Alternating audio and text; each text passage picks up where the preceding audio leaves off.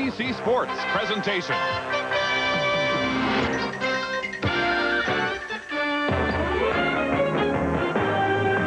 Welcome to CFL 85 on CBC. The best of Canadian professional football.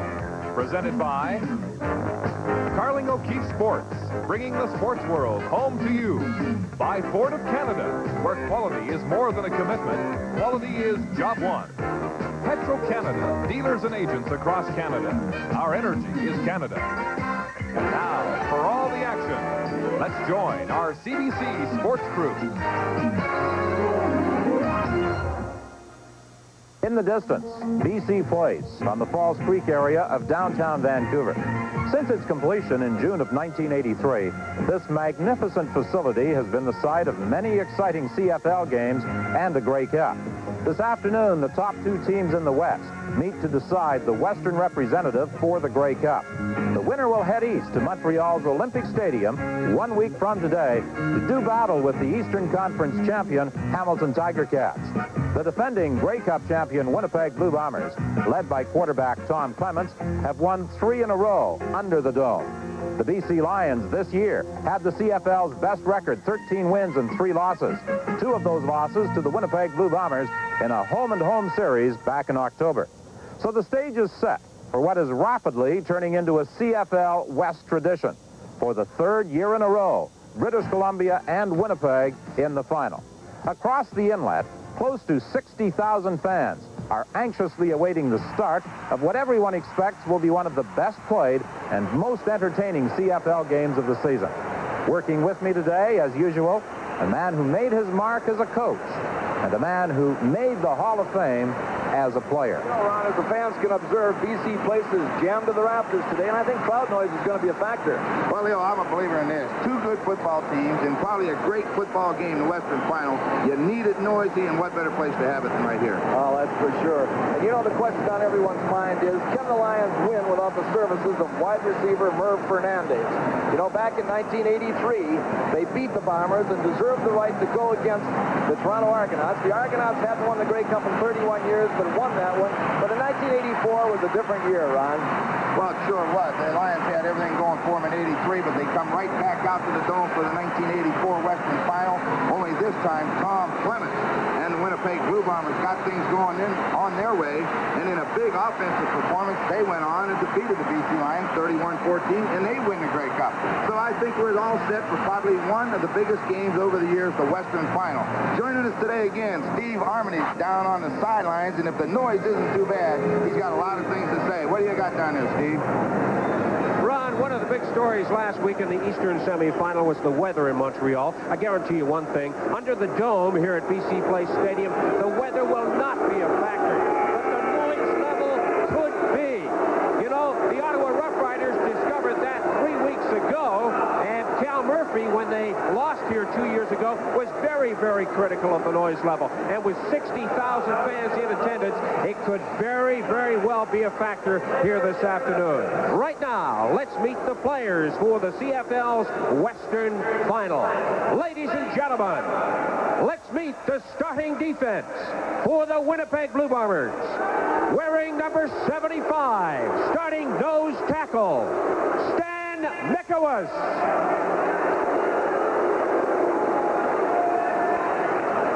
Wearing number 55, starting at right defensive end, Tony Norman.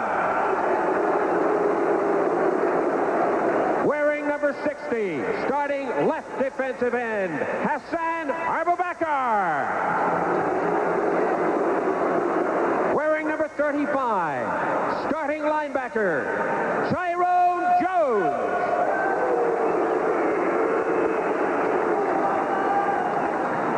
Wearing number 69, starting at linebacker, Gary Moulton.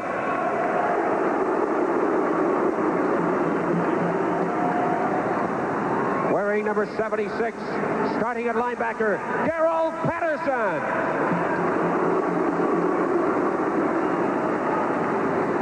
Wearing number 58, starting at linebacker, James West.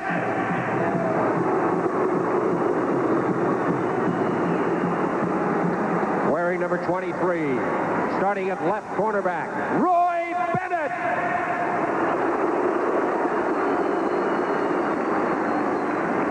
Wearing number 36, starting at right cornerback, David Shaw. Wearing number 28, starting at right halfback, Wiley Turner.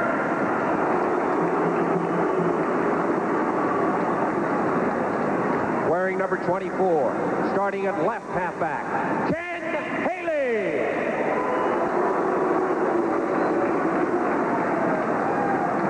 Wearing number 14, starting at safety, Scott Flagel. Interim head coach, Fred Glick, and the rest of the Winnipeg Blue Bombers.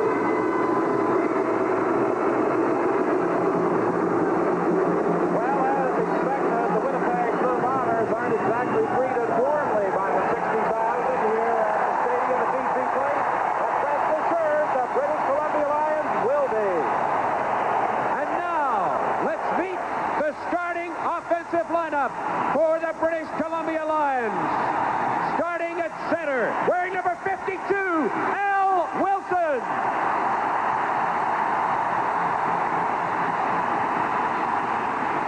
Starting at guard, wearing number 65, Gerald Roper.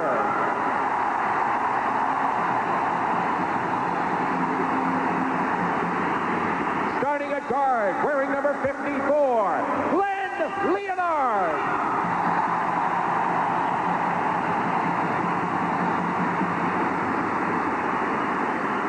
Starting at tackle, wearing number 68, John Blaine.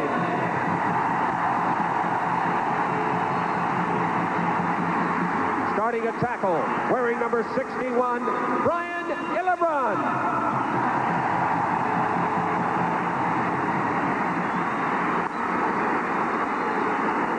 Starting at slot back, wearing number 21, John Pankratz.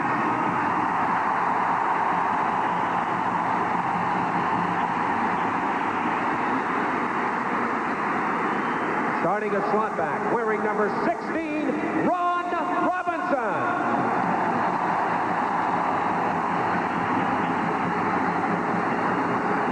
Starting at wide receiver, wearing number 3, Jim Sandusky.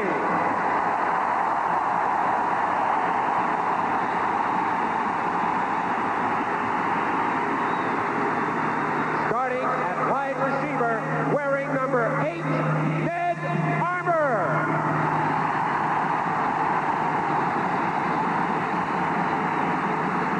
Starting at running back, wearing number 20, John Henry White.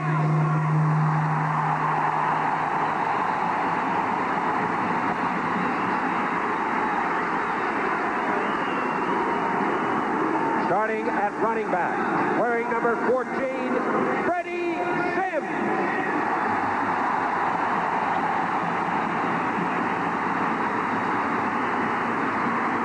Starting at quarterback, wearing number 9, Roy Geralt.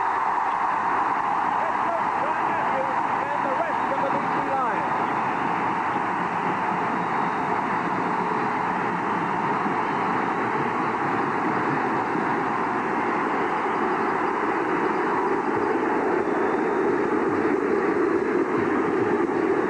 We've talked about all year, quarterbacks have to come up big in a big game like this. And Roy DeWalt especially has to come up big today. His leading receiver, Fernandez, is out of there. It might be a blessing in disguise because he'll go to his other receivers a lot more, and Winnipeg won't know exactly where he's going to throw that football. But it's also important that he uses his running backs. Keep the ball away from Winnipeg. Don't let them have the football. Throw screen passes, rollouts, do what you have to do to get away from the rush. Anything you can do to keep the ball away from Winnipeg and move that football down the field. Now, on the other side of the line of scrimmage, defense is important. The front four are going to have to carry that load again today.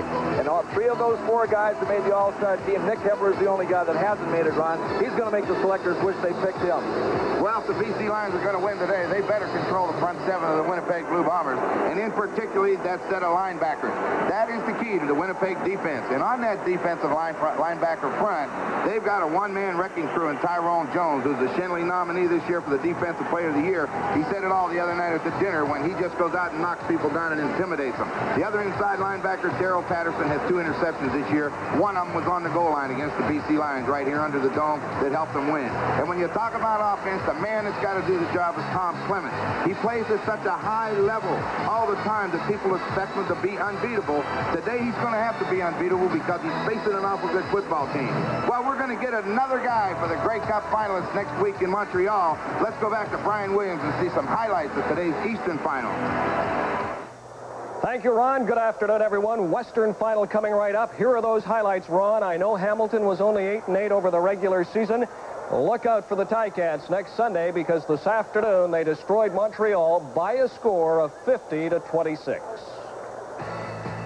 A story in the game, number 4, Ken Hobart, touchdown. Canadian veteran Rocky DiPietro, Hamilton's opening drive. It was 7-0, still in the first quarter. Here again, Hobart, touchdown. Ingram, 32-yarder. Hobart completed the first 10 passes of the game for 230 yards. He threw for a playoff record 5 touchdown passes. Here's Joe Barnes in the second quarter to Nick Araki for a Montreal touchdown. The Concord, though, were really never in it. The day belonged to the Ticats. They're going to be very tough 1 week from today. And, of course, 1 week from today, CBC, the place to be for Grey Cup 85. Coming up at halftime, we'll talk with Al Bruno, the Hamilton head coach, full of all the highlights. Stay with us, folks, because the opening kickoff is up next to the Western Final as CFL 85 continues.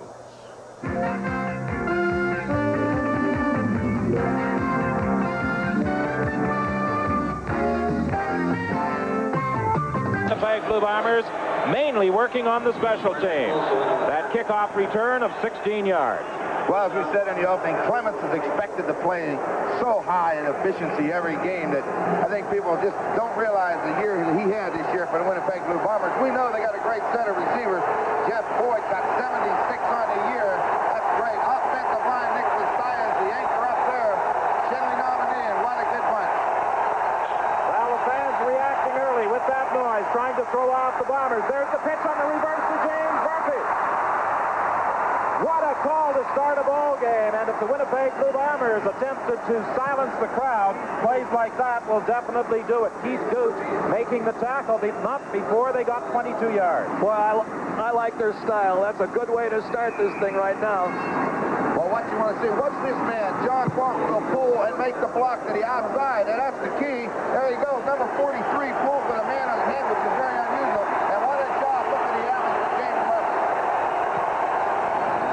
Winnipeg first and 10 at their own 46-yard line. Clements to the sideline. Boyd makes the catch, and he goes out of bounds with a gain of 7 yards, forced out by Keith Gooch.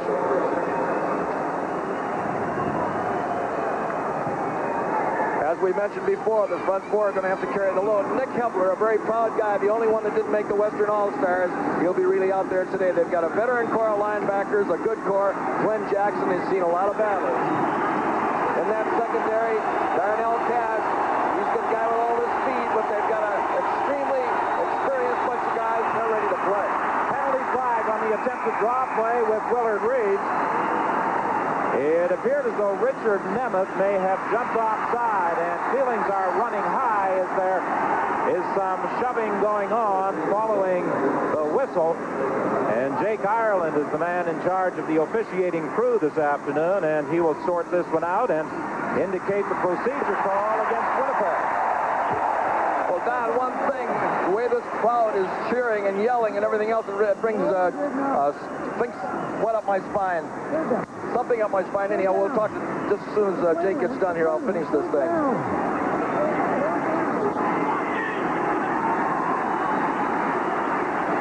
I don't like your ball. Winnipeg number 62, decline, third down. Well, the penalty against Richard Nemeth was declined, and those are the men in the striped jerseys who are part of this afternoon's ball game with Jake Ireland, the referee, in charge. So Winnipeg will be punting on third down. Don, I don't like that call one bit from this standpoint. I think when Richard Nemeth jumped outside, the referee blew a whistle because it should be stopped when that contact is made. Willard Reeves made no attempt to run with that football, and yet they lost it down because they're going to rule that play to count. That's not a good way to start a game. Well, it's not a good way for Cal Murphy to start a game sitting up in the press box. But as I was going to say before, this crowd will bring shivers to your spine. And one of the things that Winnipeg can do early in this ball game to take the crowd noise away is to go on the quick count, Ron. You've done that in the past many times. And you got to come up that line of scrimmage with your play called and go immediately before that crowd can take effect on you and drown out your signal calling. Well, they now move the yardstick marker up to the 53-yard line. What they're going to do now is give him a 5-yard penalty, and it'll be second down over, which is I agree. That's the way it should be. Well, the initial positioning of the ball created a double penalty, actually, against Winnipeg. Yeah, this is a lot better. Procedure, Winnipeg number 62, second down repeated. Now they've got it straight.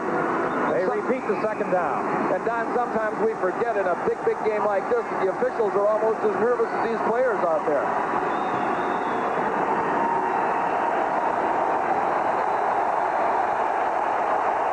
Second down and 8, Winnipeg.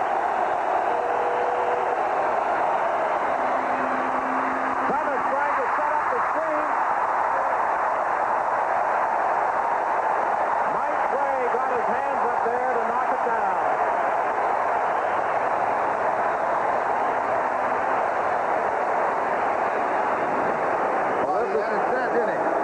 This is the one thing, Ron, that shortens at the quarterback position. When you go straight back in that pocket, they've got those big 6'4", 6'6" guys, and you've got to get that ball up in the air in order to keep it away from their hands. So on third down, Bob Cameron with the first punt of the ball game. Darnell Class takes it at the 14-yard line. He led the CFL in punt return yardage this year, and he is stopped at the 22 by James West after a kick of 45 yards. So the BC Lions will scrimmage for the first time when we return to the Dome. The stadium at BC Place. It's first and 10 for the Lions. They are at their own 23-yard line. Roy DeWalt will not, of course, have his favorite receiver, Mervyn Fernandez, to throw to. Much has been made about the absence of Fernandez. The Lions are also missing their leading running back this season, T-Van Jenkins. Freddie Sims has replaced T-Van Jenkins at that running back position. Ned Armour has taken over for Mervyn Fernandez. They attempted to throw that screen. Winnipeg recovering the ball, but it is ruled an incomplete pass. Excellent ball. The pass was a forward pass. It was just right up on top of him. Watch it come from the inside. It's going to be widely turned. The ball's going to be thrown out there, and he's going to be the guy to force it. He's going to come right up on it.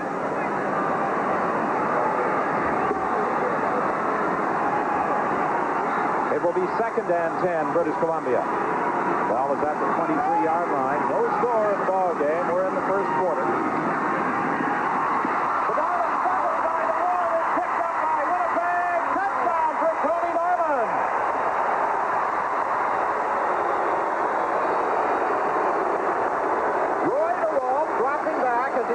To bring his arm back in an effort to throw, the ball simply slipped away from him. What happens in a situation like this is DeWalt goes back to throw the ball. The blitz comes in there fresh. Nobody touches the blitz. He's looking at the blitzer and forgetting about the ball in his hand. Slipped out of his hand. A touchdown. Roy DeWalt, of all people, has got to settle down his team. He's the leader out there in offense. He can't allow anything like this to happen to him early in the ball game, Don. So Tony Norman with the touchdown puts Winnipeg on the board, and the point after will be attempted by the man who established the CFL record for points this year, Trevor Kennard, and he puts it through, and Winnipeg leads by a score of 7-0. A big defensive effort by All-Star Tony Norman coming through on the blitz and grabbing that loose ball for the major score. Well, they ran a little game. The linebacker went out. Norman came around to the inside, and he was coming wide open up the middle. No one blocked him. But DeWalt just flat out lost the football. And boy, when you got the defensive guy Norman that close, it's over. Well, don't you think on a case like that, Ron, it's a breakdown as far as your concentration is concerned? You know, you're a quarterback. You've got 60,000 people screaming and yelling out there. You, above all people, have got to have it under control. And when you go back and just because the linebacker comes free on you, you can't afford to lose your concentration, let that football go, especially in touchdown area.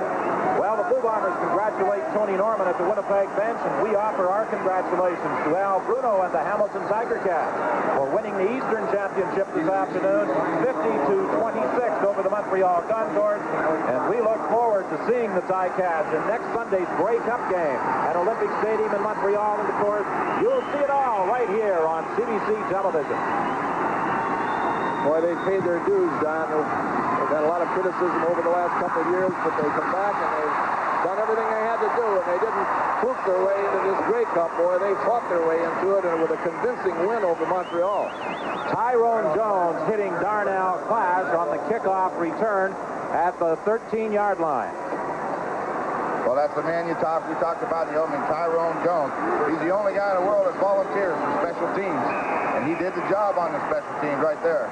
He walked into the coaching office before the semifinal against Edmonton and said to Cal Murphy and Fred Glick, I want to play on those special teams. So he got his wish, and he came up with a big play for Winnipeg, stopping Darnell Clash. DeWalt throwing out into the slot is incomplete, looking for Ned Armour. And while we have a moment, let's talk about the tremendous imposition on the BC Lions without Mervyn Fernandez in there. Well, what can you say? I think he is, without a doubt, maybe the best receiver I've ever seen play in this league. He can do it all, and I think Cal Murphy summed it up best today when he said he not only is fast and can catch, but he can out-jump a kangaroo. So, I mean, that's a big, big compliment. And, on that last play, as Ned Armour broke out, he broke out a little deep instead of breaking out as crossing the line of scrimmage. And when he came back to the huddle, DeWalt got on his back because they just haven't worked together that much. Second and 10. DeWalt snuck out of the pocket, throwing deep. He's looking for Robinson, incomplete. Robinson in a foot race there with Ken Haley. And the BC Lions are forced into a kicking situation, but DeWalt airmailed that one, and the Winnipeg Blue Bombers defensively also did what they wanted to do, flushed DeWalt out of the pocket. And what impressed me when you say he let it go a long way, watch him throw it. He's not on the greatest throwing motion. He's a little off balance when he lets it go on the run. And boy, he threw it a long way, and it was a very great defensive play because Robinson came back to the ball well, but one hand got in there from Haley and knocked it down. Hassan Abubakar, who is replacing John Sturdivant at the defensive end position, was the man pressuring Roy DeWalt. Third down kick by Lou Pasaglia. A good one. It makes the steal back to his own 40. And steal is down at the 42 by Mark DeBraze. A 50-yard kick by Lou Pasaglia. Tom Clements, who has some very pleasant memories of his play here under the dome, and of course a bit of a nightmare about the 1983 playoff game where he suffered a broken collarbone in that loss to the British Columbia Lions. Well, Tom Clements is just an excellent football player, and these kind of games are important to him as they are to every football player, but especially quarterbacks. They love it. Willard Reeves out across the 45-yard line, a pickup of perhaps 4 yards. Steve Armitage is standing by on the sideline. Steve? Willard Reeves run down by Glenn Jackson and Kevin Conard. 8 of 4, 2nd and 6, and 2 and 6.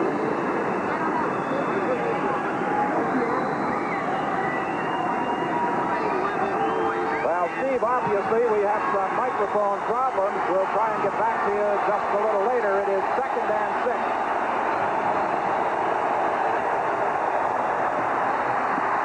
Clements throwing for Boyd, complete at the 46-yard line.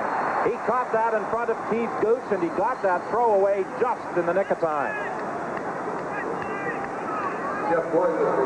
What they do is with Jerome Erdman will come down and go to the outside. That creates a hole right here, and all Boyd does is just go down, and then Clements will throw it right in there.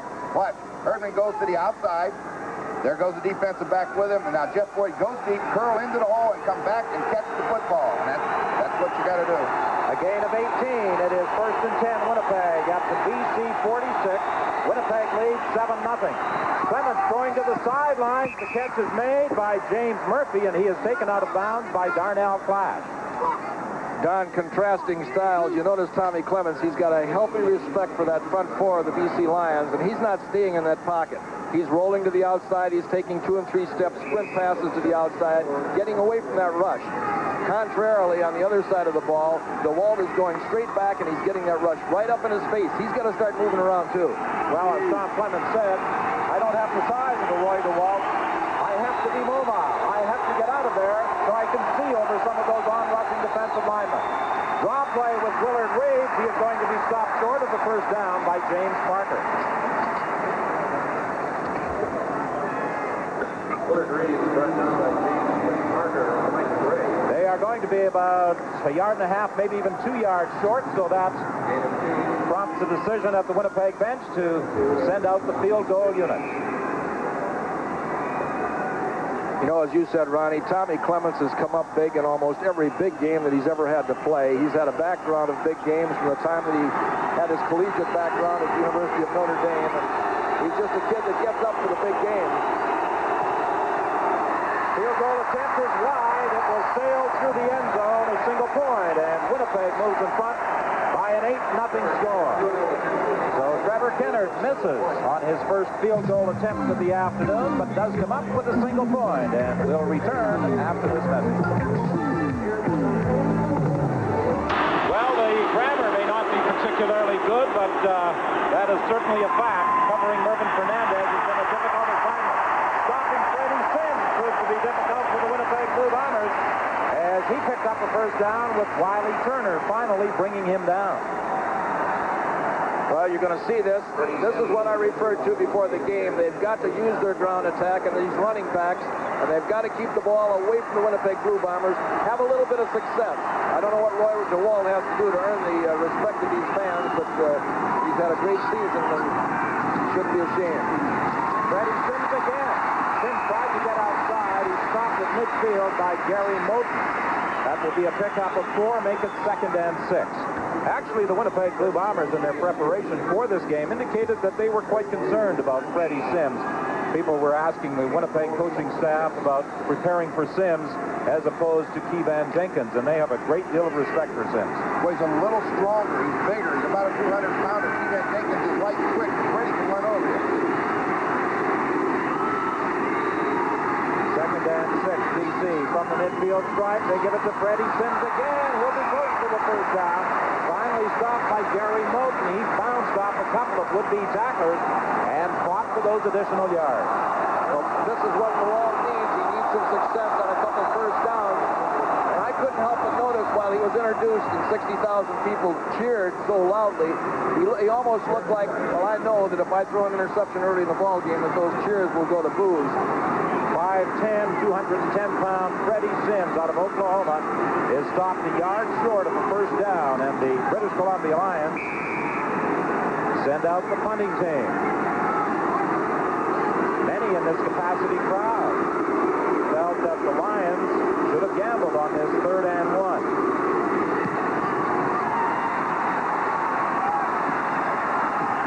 Glenn Steele takes it on the sidelines, and he is stopped at the 19-yard line by Bruce Barnett. A good kick by Lou Pasaglia. He was trying to angle it to the corner, and he succeeded, although the kick traveled just 37 yards. Well, over the years, Ron Lancaster certainly has some fond memories of playoff passes he threw. You may have completed a few more, Ron, had you been able to play under the dome instead of some of the inclement weather up the prairies over the years. That's what we were talking about this morning, walking around outside. It didn't seem like a Western final without cold weather and hard ground. There's that screen to Jeff Floyd. That's been a very effective play this season for Winnipeg. And Jeff Floyd, who ranked 2nd in touchdowns as a pass receiver behind Mervyn Fernandez, picks up 23 yards. Watch the blocking. Joe Poplowski and Sean Kehoe make the blocks on the people that get him to the outside, and that's where Keith Gooch doesn't want him, out there. Get him back in there where you got help. All week, the coaches of the BC Lions told us that Nick Hepler would be starting at defensive end. He has not played it out. Benny Jones is playing at that defensive end position. Hepler is not in the lineup. Darnell Clark intercepts the pass. He has a convoy down the sidelines, and he returns it to the 52. A poorly thrown ball by Clements, and Darnell Clark was in position. What you see on it is very simple. Darnell Flash didn't bite it all on the out move. The wide receiver went down and went to the outside, and when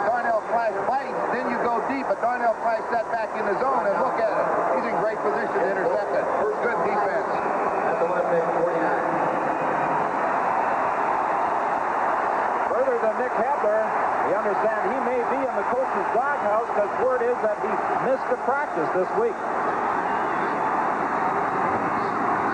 First and 10, the ball is at the 49. The gift to Freddie Sims, and he is stopped by Gary Moten. Steve Armitage, what have you got to report? Don, I can add to the Nick Hebler story. Apparently, he was told by the coaching staff that he was going to split the duties with Benny Jones Jr. He did not like that idea, and he skipped that practice, and that's the reason he did not start this afternoon for the BC Lions. He may not be splitting any duties at all. He may be on the bench the entire game. Sideline pattern to Sandusky, first down. I think it's real important that the BC Lions make a couple of good first downs right here. Yesterday, I noticed as DeWalt goes back here to pass, and he hangs the ball in there perfectly. But yesterday, I noticed as they come out to practice, they were ready to play yesterday, a little bit too early. And they've shown that out here today, that they're a little bit too anxious. Now when they settle down, they're going to make a football game out of this. Well, Sandusky will be forced to carry much of the load this afternoon in the absence of Fernandez.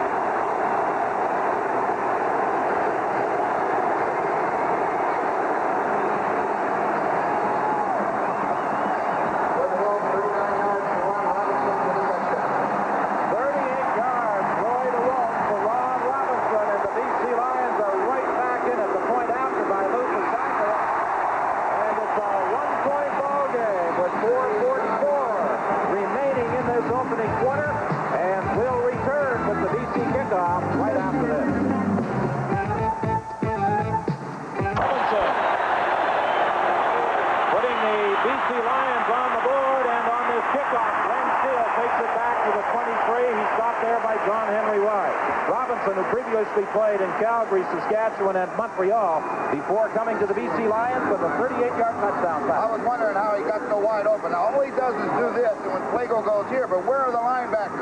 Let's start it up. We'll show you where they go. All right, stop it.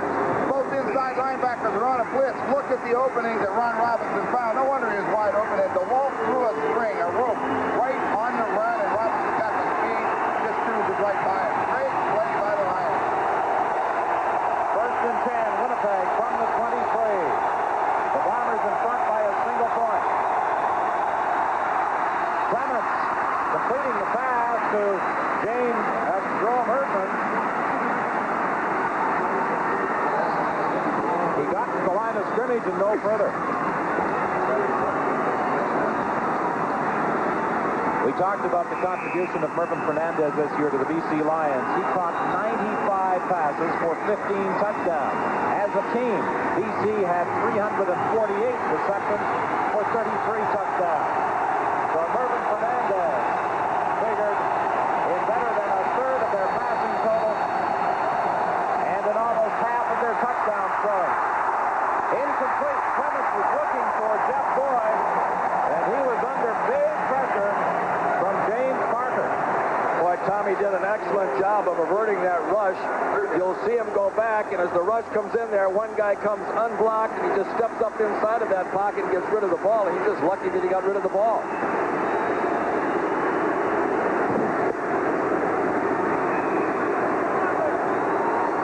Now, we've known Nick Hebler over the years and the kind of a character that he is and how much he likes to play. I'd hate to be the coach over there on the sidelines trying to keep him out of this game.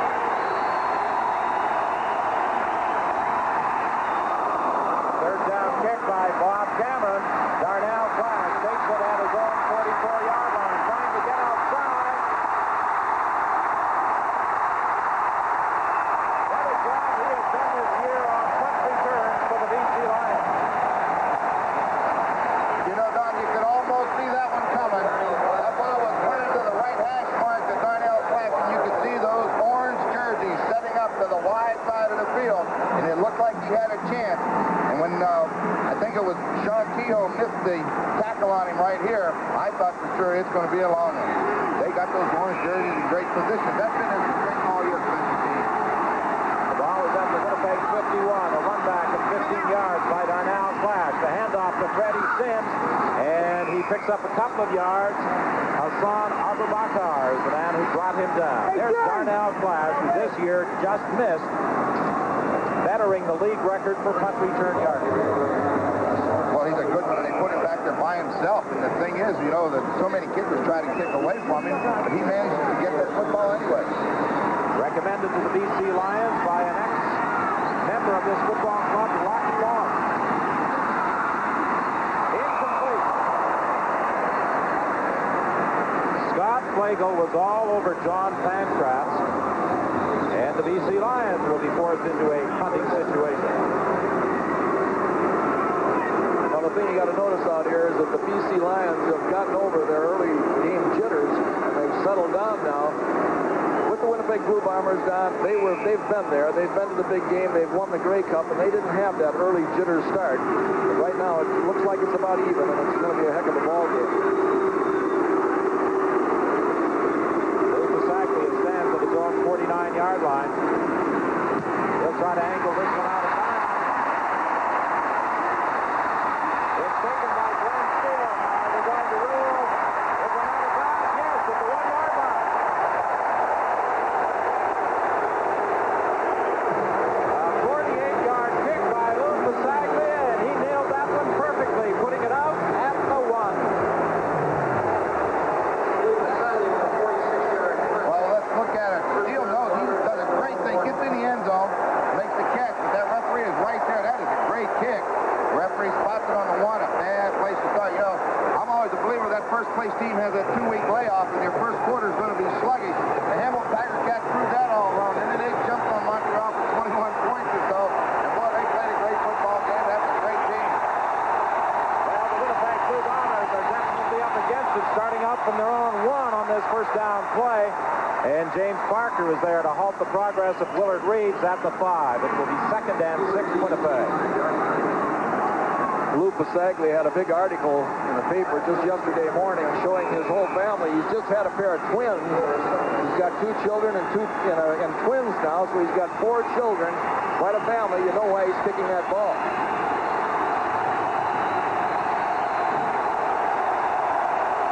1:25 is the time remaining in this opening quarter.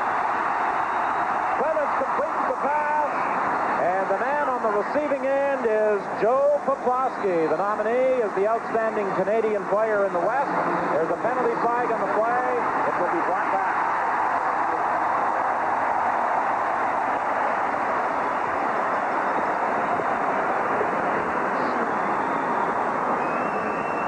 A holding call against the Winnipeg Blue Bombers, half the distance to the goal line, will put the ball at the 2.5.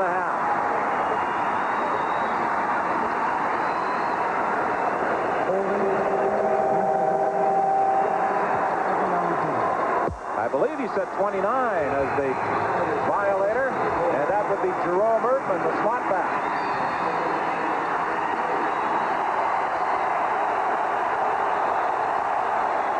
Second down over, and Willard Reeves got out to about the 8-yard line, and this fired up BC defensive unit will force Winnipeg to kick it away. Willard Reeves is brought down by Kevin Conrad. Willard Reeves, for the 2nd consecutive year, the leading rusher in the Canadian Football League. Last year, of course, he was the Shenley Award winner as the country's outstanding player. Darnell Clash, 5'10", 170 pounds, out of Wyoming. And every time he receives that ball in the punting situation, a buzz of excitement runs through the crowd. Yeah, you know, Don, there's an old saying that you don't win games like this, you lose them by mistake. And that holding penalty really cost the Winnipeg Blue Bombers because Tommy Clemens had got them out of the hole. And now it looks like the BC Lions are going to have excellent field position. Good kick by Bob Cameron. There's a penalty flag in the end zone. I believe roughing the kicker will be charged against the BC Lions as Benny Jones came in on Bob Cameron. That comes with 32 seconds remaining. And that will give Winnipeg a first down. Well, that's Well, go ahead, Ron. Whether it's roughing or contacting, we'll have to wait and see what the referees call. You're right. It's the first down. Well, they lost one on the first down. Clemens to Poplawski. They got it back. Contacting the kicker, BC number 60. First down. Well, let's see just what happened. See, there comes Jones. Punt is in the air. And Benny Jones, who has replaced Nick Hepler at that defensive end position, was the man who made the contact with Bob Cameron, so the Blue Bombers retain possession. They are at their own 17-yard line. They fake the reverse, give the ball to Willard Reeves, and he picked up 3 yards before being stopped by Kevin Konar. Just 6 seconds remain in this opening quarter. Winnipeg in front by a single point. These two teams battling for the right to face the Hamilton Tiger Cats in next week's Grey Cup game at Olympic Stadium in Montreal. And Ron Lancaster, Leo Cahill, and I will be there to describe all the action as we bring it to you on CBC television.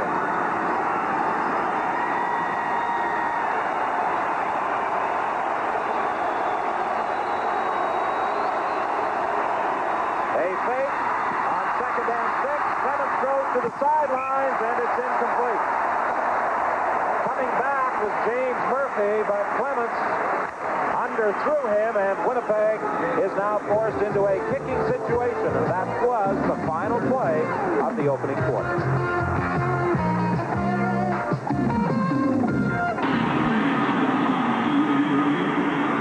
There's Nick Hepler on the sidelines. You can tell by his attitude right there how he feels, and maybe Donnie Matthews is just going to hold him out of this game long enough to make him real angry, and he'll go in there and go after that Winnipeg team. Val Bird was going after the 3rd down punt by Bob Cameron. It bounces to Darnell Clark. What moves he has got? He got across the midfield stripe. He got away first from James West and then Ty Jones. A 44-yard kick by Bob Cameron and an 11-yard run back by Darnell Clark. 8-7 the score. Winnipeg leading British Columbia in this Western Conference Championship battle.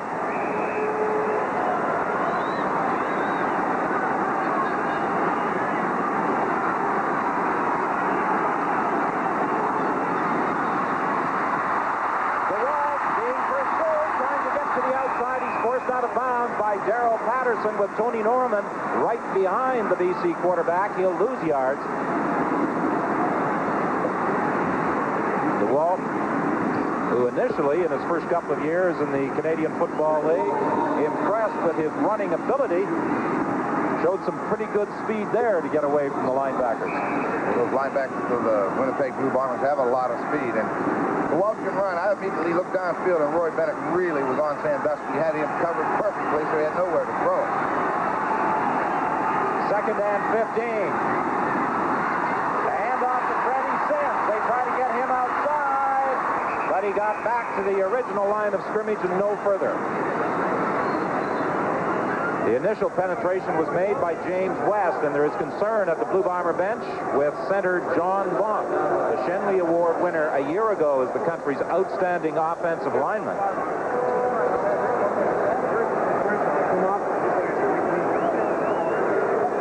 He apparently has injured a knee. Oh, and the trainer takes that knee and holds it firmly in one hand and then moves it side to side with the other. They're checking to see whether there's any cartilage damage or possibly a torn knee ligament. And when that player shows an indication that there's some pain there, it's not a good sign. Glenn Steele backs up to his own 2-yard line for this 3rd down punt.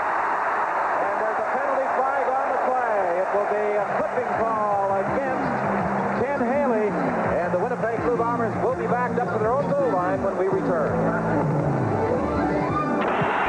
Winnipeg is 1st and 10 from the 3-yard line. John Bonk, the center, is on the bench. Mark Moore moves from guard to center. And David Black goes into the guard position. If Bonk is forced out of that lineup for any length of time, that could be a big problem for Winnipeg. The pass intended for Poplawski, incomplete. You know, these are big series of downs anytime you're backed up like Winnipeg has been the last couple times. You're backed up there long enough, you'll turn it over. That's what the Lions want, and it takes a great offensive team to move it out of there. Well, Nick Hebler is now into the ball game at that defensive end position. As Leo pointed out at the start of our telecast, the only member of that BC front four not to make the All-Star squad.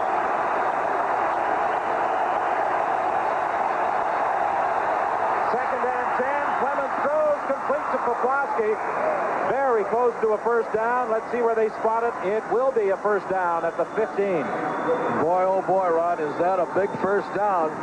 As you said, we'll see Joe Poplawski being manhandled coming off the line of scrimmage, get up off his knees, turn to the outside, make a fine catch, and get that first down. And that is a big first down. Down there in the shadow of your goal line, you got to get out of there because punting out there would give the BC Lions excellent field position. Poplawski, who previously has won a Shenley Award as the outstanding rookie and the best Canadian. He's up for the best Canadian award again this year. Deep down the sideline for Boyd. Incomplete. He was being covered by Darnell Clapp. Clemens attempted to go for broke with that throw to Jeff Boyd. Well, Darnell Clapp played it well. Clapp just sent to the outside. He didn't allow Boyd outside, so Boyd went inside. But Tom, as you're going to see, he's going to take a good hit. He had to let it go. He threw it to the outside where he hoped Boyd would be. And Michael Gray, what a year he's had. He leads the Lions in sacks, and that's it. When you can be ahead of James Parker at the end of the year, you've had a good season.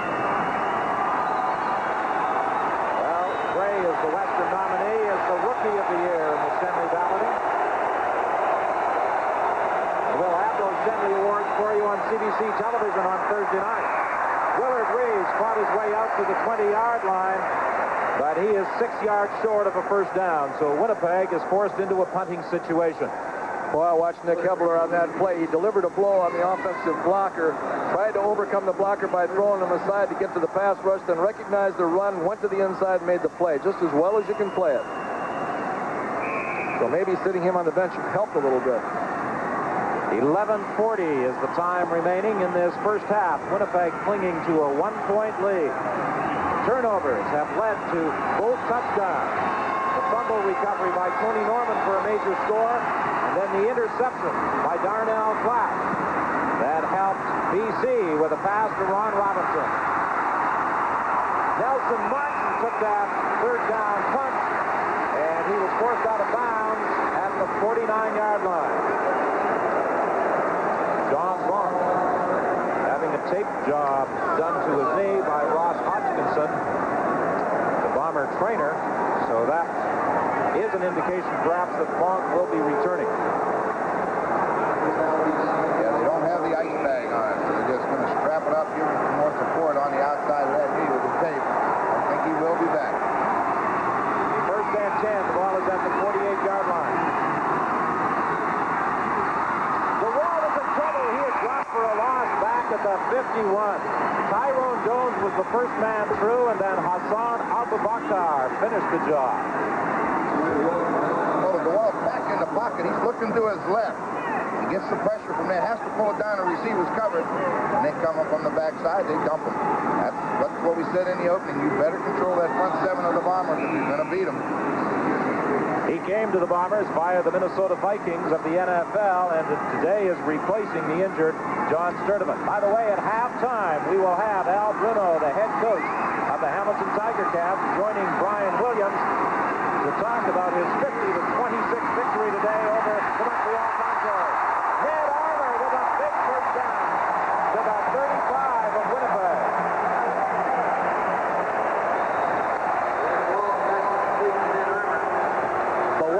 Really has to impress you right here is that this guy has been under more pressure than anybody else all year long. This is the biggest game of the year, and they want more than anything else to get into this Grey Cup. He started off with an inauspicious start, letting that ball go for a touchdown down at the other end, but now he's back on track. I'll tell you one thing, he threaded the needle that time, Ron. Throwing deep, looking for Bancroft, touchdown!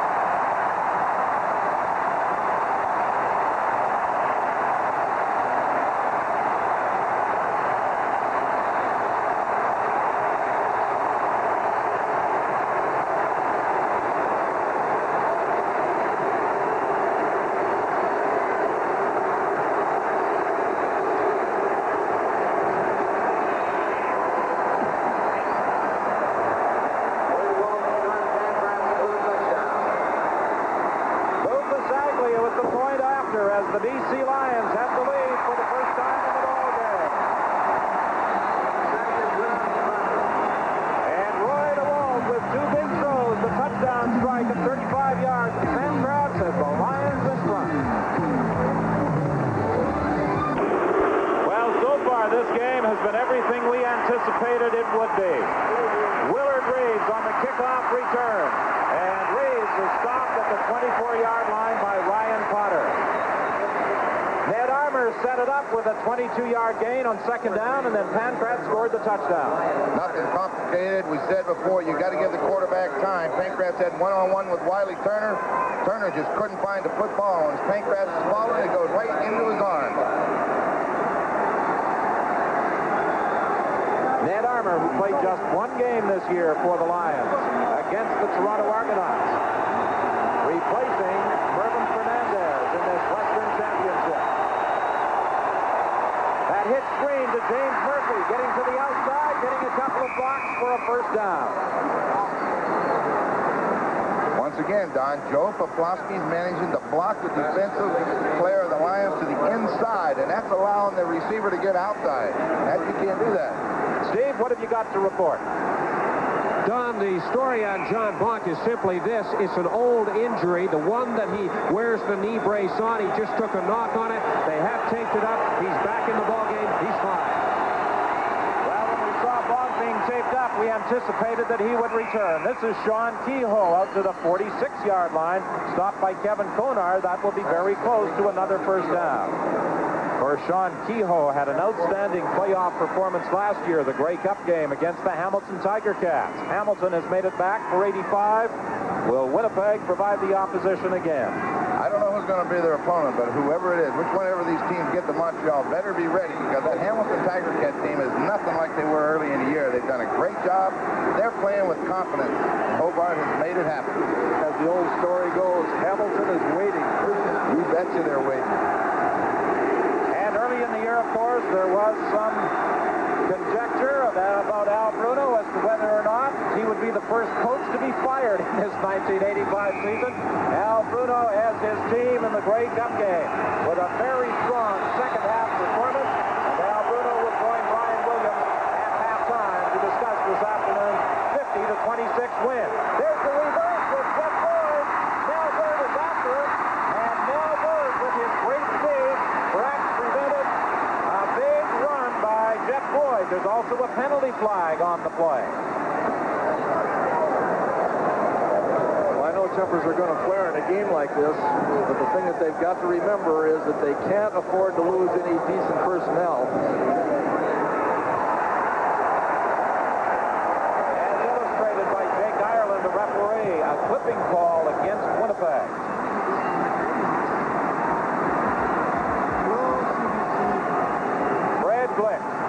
Who through the first part of the season was responsible for the linebackers, thrust into a head coaching role with a heart attack that took Cal Murphy out of the lineup.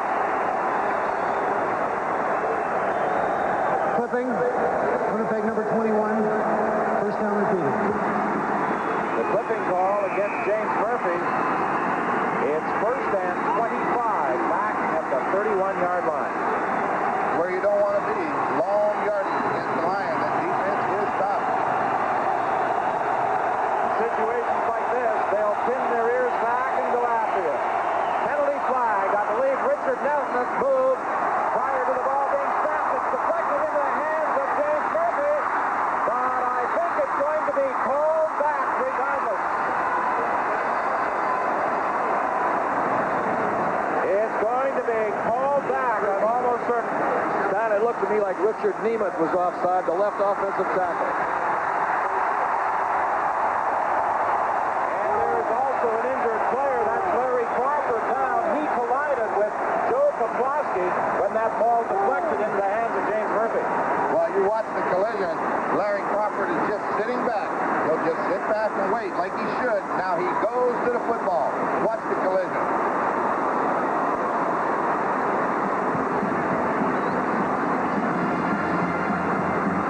Goes to the football. When the ball's in the air, go get it. And that's what he did. The only thing, the ball popped up to Murphy, but Namath did move, and that's bad because it brings it back. The big story all week has been Mervyn Fernandez. Would he or wouldn't he? He's standing by with Steve Armitage. Don, when Ned Armour took that pass from Roy to Walt, nobody was happier than swerving Merv Fernandez. You're pulling for your replacement. Of course. I know Nick. can do the job, and he will do the job. He's like a racehorse. The more work they get, the better he's going to get at it. Murph, I know it's frustrating for you. Will we see you if the Lions get in the Grey Cup? I'm really not sure at this point. We'll just have to take it day by day. Hopefully we can find something to speed up the healing process, or if not, maybe it'll be better before the Grey Cup. I don't know at this point. Thank you, Murph. Good talking to you. Don? Well, regardless of whether his teammates are there, Mervyn Fernandez will be, because he is the Western nominee for the Shenley Award as the country's outstanding player. He will be contesting that honor with Ken Hobart of the Hamilton Tiger Cats, and of course you'll see the Shenley Award Thursday night on CBC television. The pass complete to Poplawski. He's dropped down by Darnell Class. Consecutive penalties had put Winnipeg in a first and 30 situation. Very difficult on a first and 30 situation, as you say. Joe's just going to be a delay man. He helps block a little bit, tries to sneak underneath. Very difficult to get 30 yards on anybody on any given play, and they're smart. Take what you get. If you have to kick it away, every yard's important.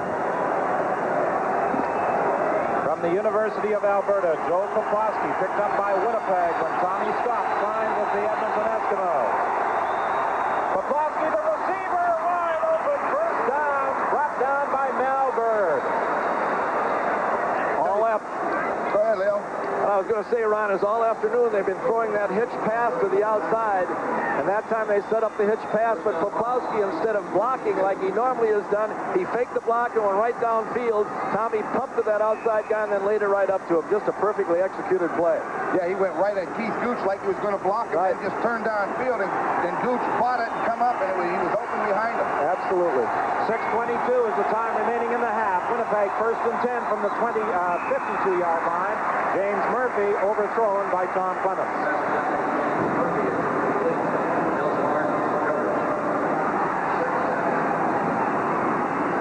With that injury to Larry Crawford, Bruce Barnett is in there for the British Columbia Lions. Normally, he is the backup to safety Nelson Martin.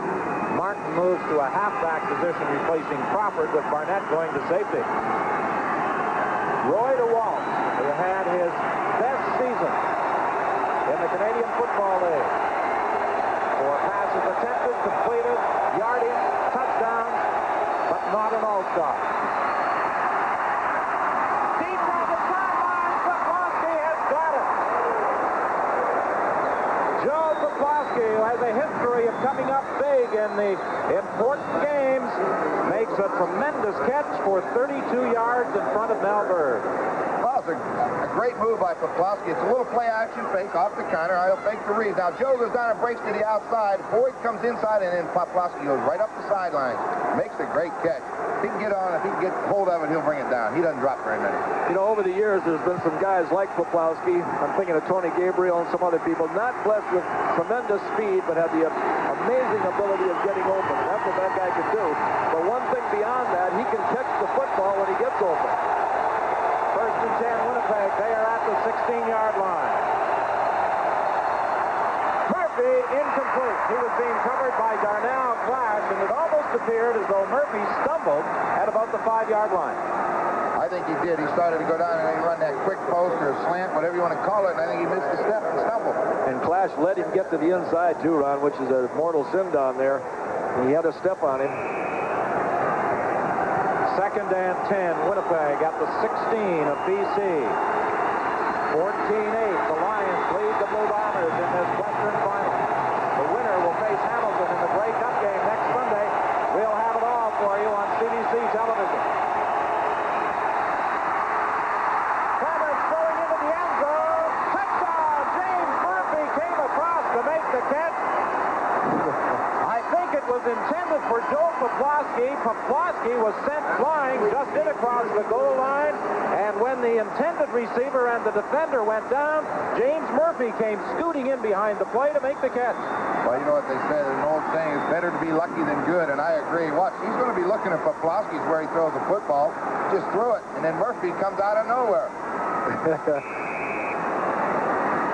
He kind of threw it and just got out of the way, and it's one of those plays that Tommy would have been embarrassed if it was intercepted down there because he just let it go at random, but James Murphy was there, and as you say, Ron, it's better to be lucky than good. And the point after by Trevor Kennard puts the Winnipeg Blue Bombers back in front. 15-14, the Bombers lead. James Murphy with the touchdown. 4:37 is the time remaining in the half. We'll have the Winnipeg kickoff after this. Winnipeg leading by a single point. The ball bounces away from Darnell Flash. He has to chase it into the end zone. Flash will try and run it out. And he flips the ball out. And Sandusky is taken out of bounds by Willard Reeves. A dangerous type of play at that position on the field. Well, what else would you expect out of Darnell Flash? The way he runs punt returns, same thing on the kickoff return. He let it get away from him, and then I was surprised he brought it up, but he made a good return. But when he flipped it up, I thought, uh-oh, watch it. Well, you see the touchdown. You see Poplawski really gets drilled, but Murphy shows up. You know, we said better to be lucky than good, but it's amazing. The harder you work, the luckier you get. And that's the way Poplawski is, and the whole football club has to be like that. First and 10, BC at the 18-yard line. They trail by a single point. The handoff to Freddie Sims. He got to the 20-yard line. It will be 2nd and 8. Well, wherever you're looking in, we hope you're enjoying this Western Final as much as we are in bringing it to you. And for some of the viewers in the Maritimes and in Eastern Canada, of course, it is good evening. And across the prairies, it's still good afternoon.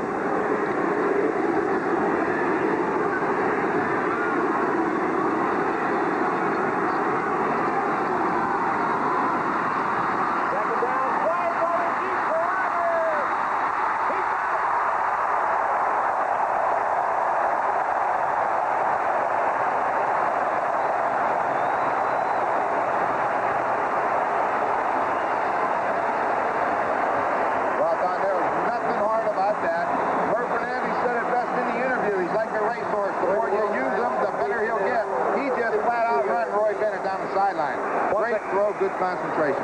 One thing I was surprised about in the press conference yesterday, Coach Murphy was saying that Armour is the fastest guy on their football team. 52 yards on that reception to Ned Armour. The Wolf running it to Armour again. Touchdown at the 15.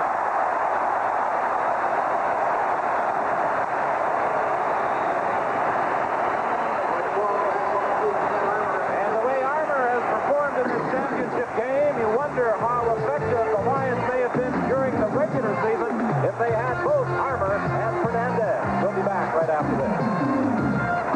And Armour with 3 catches for 96 yards as the BC Lions in position to take the lead once again. As time runs down in this first half of the Western Championship game, 1st and 10 from the 15. They try and dump it off to Freddie Sims. And he was stumbling coming out of the backfield. It is incomplete. At halftime, we will have the coach of the Eastern champion Hamilton Tiger Cats joining Brian Williams to discuss that 50-26 win over the Montreal Concords this afternoon. And we'll also have the East-West All-Star presentation, the statistical story of this game, and the first half analysis from Ron and Leo. 2nd and 10 from the 15-yard line. The Wolves going over the middle, looking for Ron Robinson, incomplete. Robinson scored the first BC touchdown on a pass from Roy DeWalt.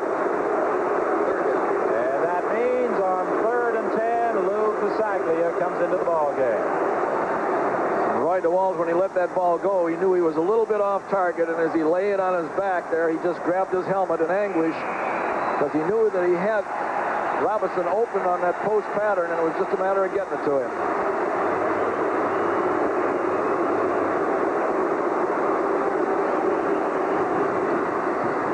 Pasaglia with the field goal try. It is good. A 22-yard field goal by Lou Pasaglia, and with 2:50 remaining in the half, the Lions move in front by 2. Well, this can't get any better, can it, Ron? Well, you know, I was just thinking, you know, I can remember a lot of great Western finals over the years, but these 2 teams, you know, have been said to be the best 2 teams in the league. Well, they're putting on the show that everybody expected. Certainly the best 2 teams in the Western Conference. Whether they are the best 2 teams in the Canadian Football League will be decided next Sunday afternoon. at Olympic Stadium in Montreal in the Grey Cup game, and the way the Hamilton Tiger Cats have played over the second half of the season, they are going to be a very, very tough foe for either of these two. Willard Reeves was stopped after a pickup of 1. There's a name we haven't heard too much this afternoon, Willard Reeves, who's been just a tremendous running back for Winnipeg. Tommy seems to be inclined to throw the ball. Willard Reeves this year, the winner of the Eddie James Memorial Trophy, is the top rusher in the Western Division. The second year that he has had his name engraved on that trophy. Clemens throwing for James Murphy, intercepted by Darnell Clark. His second interception of the game.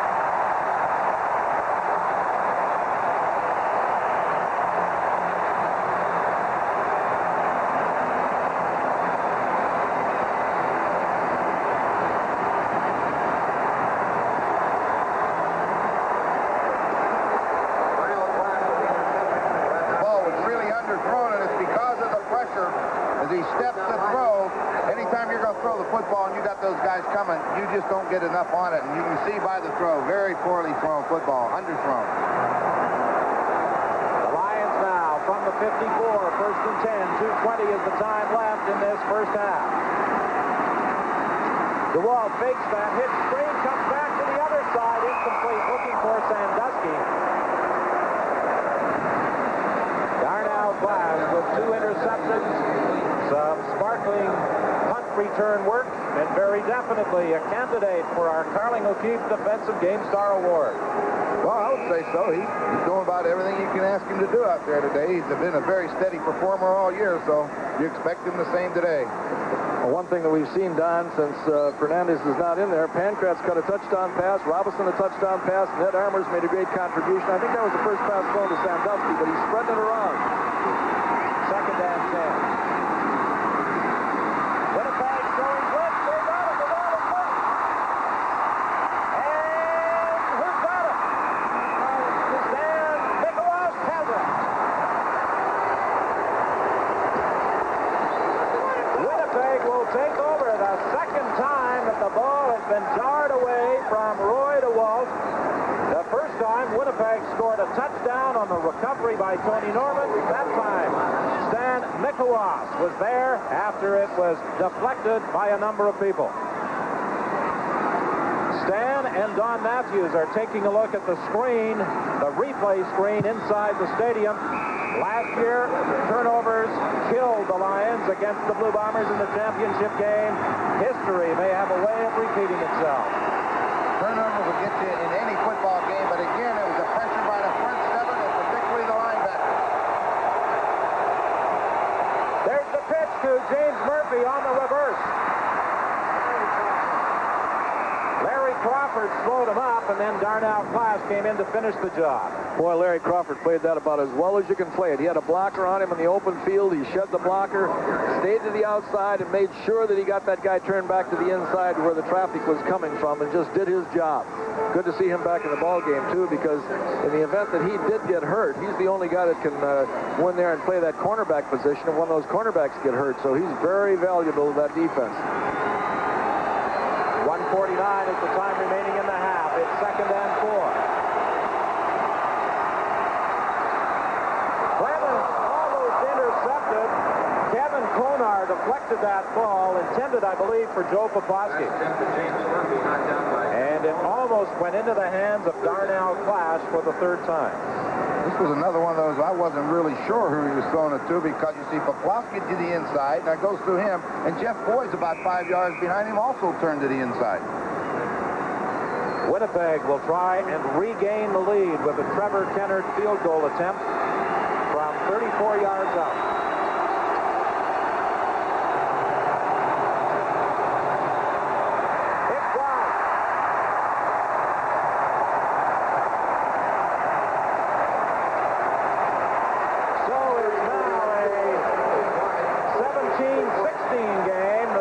Field goal try that Kennard has missed this afternoon. And Trevor Kennard from Edmonton. Certainly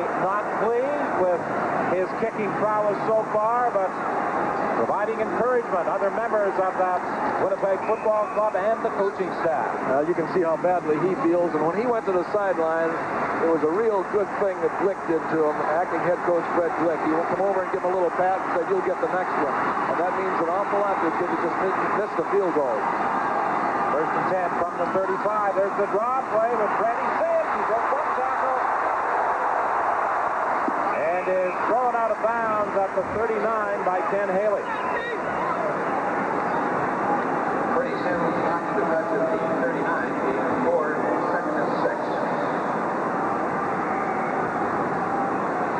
And Ken Haley is the injured Winnipeg player, but he gets up and heads back onto the field. Haley was limping following yesterday's practice session. As a matter of fact, he did not stay on the field the entire time. He was late getting back into that defensive set. There's the screen to John Henry White, and he is brought down by Gary Moten. John Henry White is a directional runner, and that was a well-designed screen. He had the rush coming at him full blast that time, and he just dealt it off to John Henry. Actually, the offensive lineman out there slowed him down a little bit. He also had to outrun the offensive lineman in order to get that first down. The clock is running with 1:05 remaining in the half. BC leading by a single point. First down play, the walk of time to the sideline. Eiler makes the catch and puts on a pretty good move, but I believe they're going to rule that he stepped out of bounds against Ken Haley. His given name is Telmy. He prefers to be called Ned. I kind of agree with him. Well, let's see if he steps out of bounds. You can see him. Referee's right there. It had to be that right foot that was right behind him. Bennett. Second down, Fred Sims has the first down and more. And now just 39 seconds remain in the half. It's another first down for the BC Lions. I don't understand him in huddling, though. With 39 seconds, I think they should try to get that offense going, get Pasaglia a chance. He's getting ready. But they could, Roy, that's a veteran ball club out there. Lou Pasaglia is ready, if he should be called upon for a field goal attempt. The walk is Brian gets picked. Roy Bennett was defending against Armour. It will be 2nd and 10. Ron, it seems like all afternoon that DeWalt has really concentrated on starting in one direction, trying to get that defense to roll the zone to one side and then create a one-on-one situation and try to beat them one-on-one, and it's been very effective. Well, we talked about the BC Lion front four, and Nick Hepper was the only man not named to the All-Star team. Out of the Winnipeg secondary, the rookie Roy Bennett was the only member not named to the All-Star team. Cal Murphy was telling us that Bennett has not been beaten deep for a touchdown this season. That's a pretty good performance from a rookie. Any cornerback, that's a good statistic. Freddie Sims on the draw play, and he fought his way to the 36-yard line, so with 16 seconds remaining, a 43-yard field goal attempt will be upcoming from Lou Pasaglia. A little relaxed. He goes off and picks his helmet up. Nothing serious. I'll tell you, the gratifying thing from the BC Lion point of view is without Fernandez in there, Armour's come in and picked up the slack and done the job. And the same thing without Kevan Jenkins in that backfield, Don. Sims has gone in there and done a real good job. And boy, you can't ask for any more than that. A 43-yard drive by Lou Pasaglia. Pancrat puts it down. It's wide. Scott Flagel will get out of the end zone. And he's still going. Scott Flagel on the return. And he runs out of room and also runs out of time. Louis Pasaglia saved the touchdown. Well, Don Matthews will really have something to say to that defensive coverage unit on that, Ron, because they relaxed. They thought the half was over. They sure did, and when it came time for them to run, I just happened to look down there when the gun sounded, and they were all bent over. They were tired. Brent Brissett is the injured Winnipeg player, but that's the end of the first half. The BC Lions lead by 1. Stay tuned for our halftime show. just seeing him down there. Not that Fred Glick hasn't done a wonderful job, but Cal Murphy being on those sidelines means an awful lot to this football team. Indeed it does, and Trevor Kenner kicks off to start the second half. The ball bounces to Mel Bird at the 10-yard line. Mel Bird finds an opening, and he has some blocking help. Darryl Patterson prevented a touchdown, but not before Bird got all the way to the 40-yard line. What a way to start the second half for the D.C. Lions. You can almost see it coming. Look at the big hole. He's got 3 blockers in front of him, but here's what Mel Bird has, acceleration. Well, he got into the open.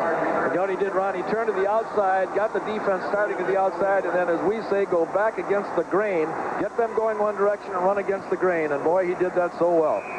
Well, the man they were concerned about back there, Darnell Clash, was on the other side of the field. They kicked it to Mel Bird, and he burned them with a 59-yard return. The Ross completes to Ron Robinson at the 35-yard line. Stopped there by Ken Haley. That will be a gain of 6.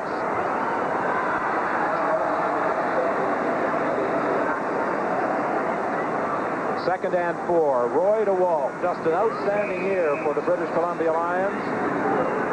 27 touchdown throws, just 12 interceptions.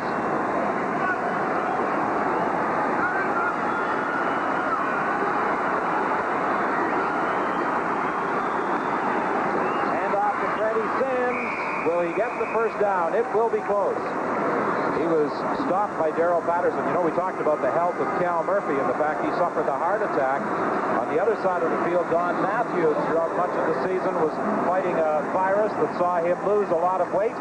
Since then, he has regained much of that lost weight. But it took him the better part of a month to recover from a virus that twice during the season put him in hospital.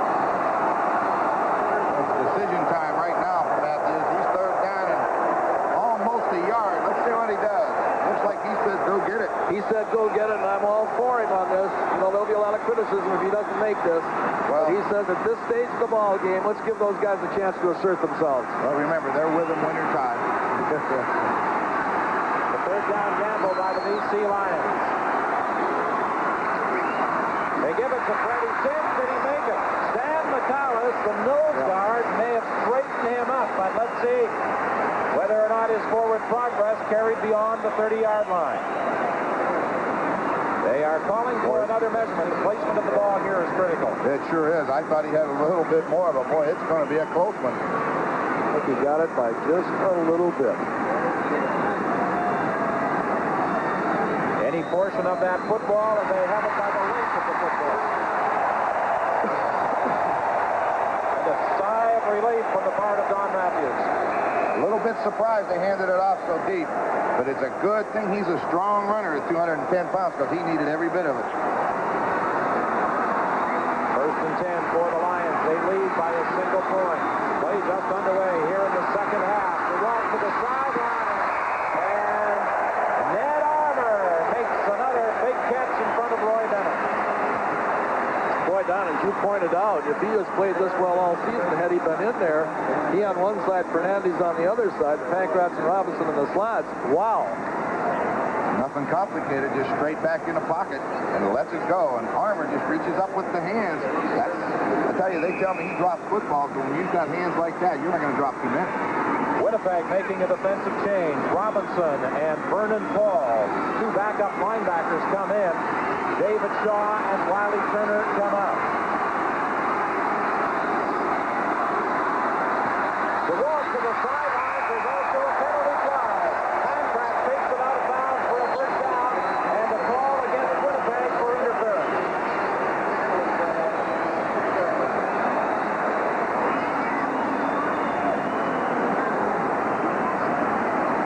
Forward pass interference. Winnipeg number 58.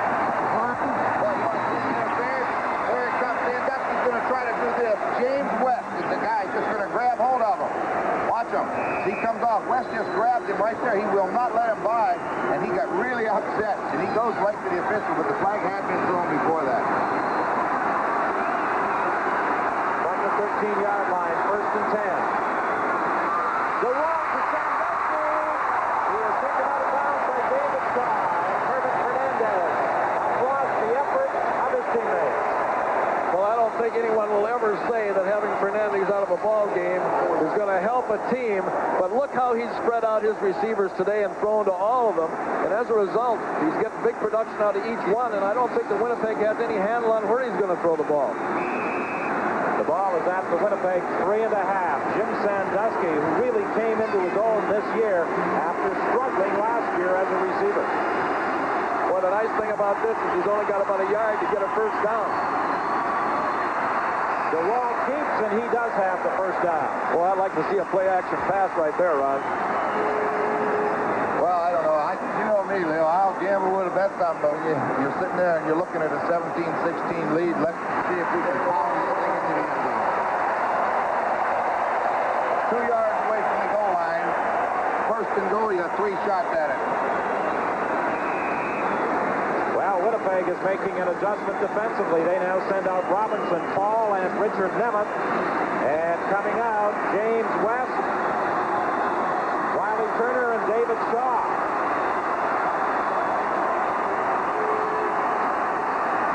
First and goal for the Lions. They give it to Brody Singh.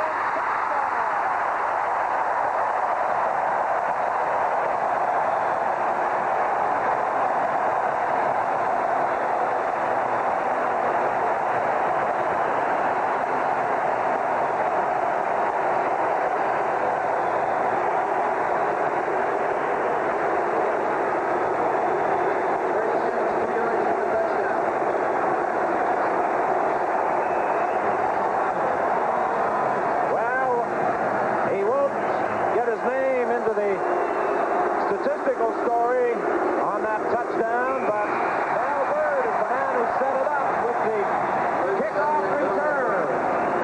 And with the point after by Lou Pasaglia, the Lions move in front by 8. We'll be back with the Lions kickoff after this. The Lions in front as they kick it off to Glenn Steele. And Steele is stopped at the 19-yard line by John Henry White.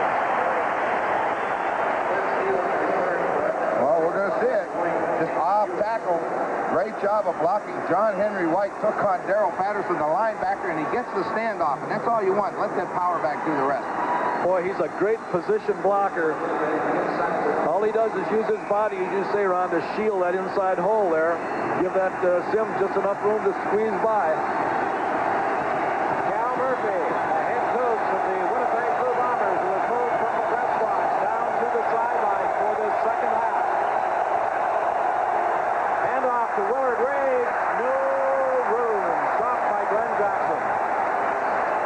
You know, Don, you have to run the football a little bit, but over the 16-game regular season, 3.8 average per rush against the Lions. You are not going to beat them running the football, but yet you have to try it every now and then. The first time these teams met in preseason, Winnipeg won the game here under the dome. In regular season play on October the 6th, Winnipeg won 33-26. 5 days later, under the dome, Winnipeg won it 31-10. Second and 9. The Blue Bombers, they trail by 8. Clements is sacked.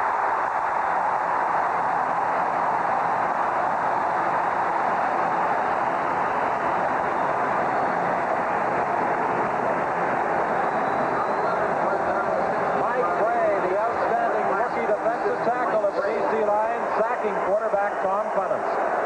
Boy, that front four that we talked about before the game, they're feeling it right now. Watch Parker on the outside, forcing Clements back up into the pocket. And he goes right up in there, runs into Gray, Hebler, and all the rest of that front four. And boy, they're turning it on now. They feel it. It's been a long time coming. The BC Lions will get the ball back in good field position.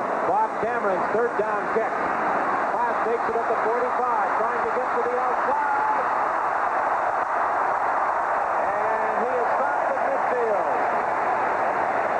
Bruce Barnett to a great block.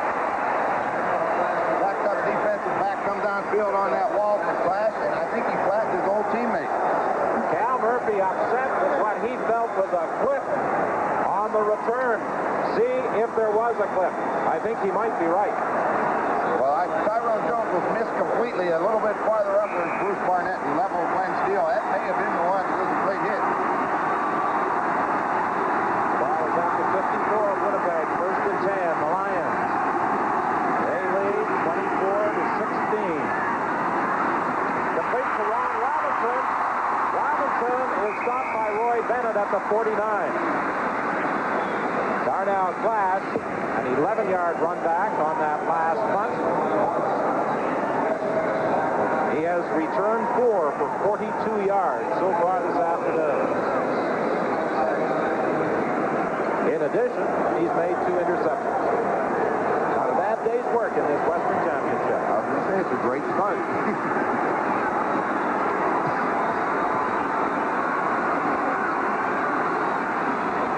Second and 6. The ball is at the Winnipeg 51.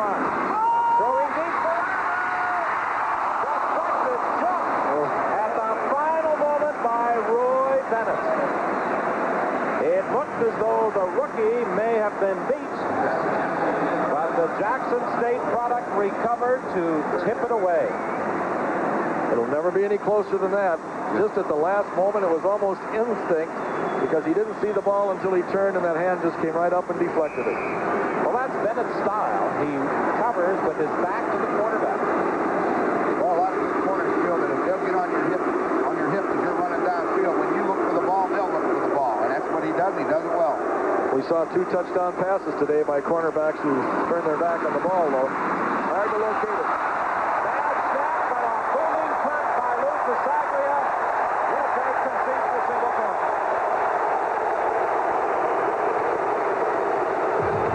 So with 8:18 remaining in the third quarter, the BC Lions now lead it by 9. Don Whitman along with Ron Lancaster, Leo Cahill, and Steve Armitage. First and 10, Winnipeg from the 35. The pass complete to James Murphy, and he is caught immediately by Darnell Clash. It will be second and 5, Winnipeg. Well, as the old saying goes, Darnell Clash has done everything but blow up the ball before the game. Well, that was a great open field tackle, and you got to stalk him out there because a mistake could cause a touchdown. He came right up there, stayed on his feet, and gathered him in. Kantner comes into the ball game, replacing Kehoe on second and 5. Winnipeg at the 40. 7:40 is the time left in the third quarter. 25-16, BC lead. Jeff Boyd makes the catch for a first down.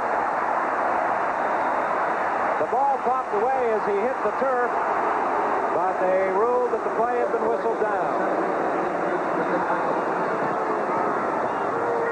That's the first down at the 49-yard line. You're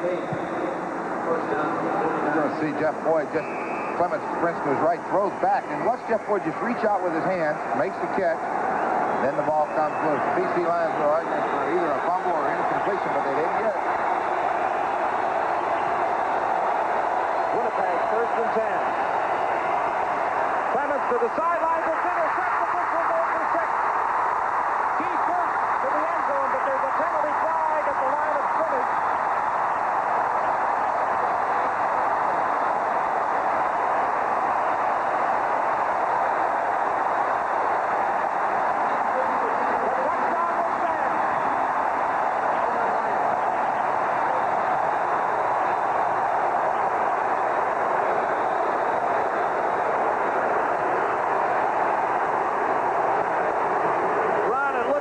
They've been holding Parker all afternoon, and they finally got him that time.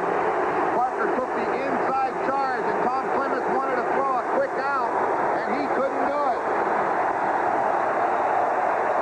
Keith Gooch with the interception return, the third time that Tom Clements has been intercepted this afternoon. Watch James Parker come in here and wants to throw that quick out, and as he's in the air, Parker hits him the ball short, and here's the end result. When you throw it bad in the flat, it's a touchdown. Keith Gooch had a clear pass to the end zone, and now the point after by Lou Pasaglia. And the BC Lions have taken control in this Western Championship with 6:43 left in the third quarter. We'll be back with the BC kickoff after this. The BC Lions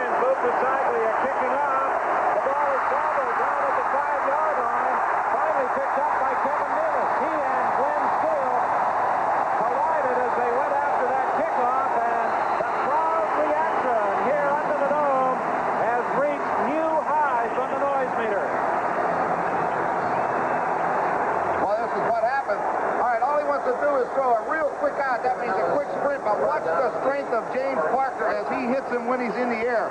Tommy throws so well to his left. As he's in the air, he gets hit. The ball's short, and boy, when it's short out there, it is over. There's no better field than that. He knew at the 10-yard line he was going all the way in. They give it to Willard Reeves, but this BC Lion team has been tough to run against all season. And they are proving it again this afternoon. Willard Reeves has just not been able to break away. He got to the 10-yard line. It will be 2nd and 8. You're just not going to run on them. I don't really believe you can run with any consistency on the Lion defense, nor Winnipeg's either. They rank 1 and 2 in all the categories, so I guess that's why. 2nd and 8, Winnipeg from the 10-yard line. Clements got away from James Parker, throws to James Murphy, incomplete. And Winnipeg will be forced to kick it away again, and the BC Lions should get it back in very good field position once more. Well, one thing I've noticed the BC Lions doing, Ron, on almost every occasion is going in there and trying to block the kick. I would think right now, on this situation, that they'd be well advised to put the return on and not take any chance on making contact with that kicker. They're going to get good field position. Yeah, they're going to have the field position. As you say, 3 times they've come close to blocking a camera and punt. Let's see what they do. Bob Cameron kicks from 5 yards deep in his end zone. Another good kick. Darnell Clapp goes back to his own 50. He finds an opening. There's a penalty flag on the play. I believe John Ulmer, the rookie, is going to be called for a clip. Penalty flag back at midfield.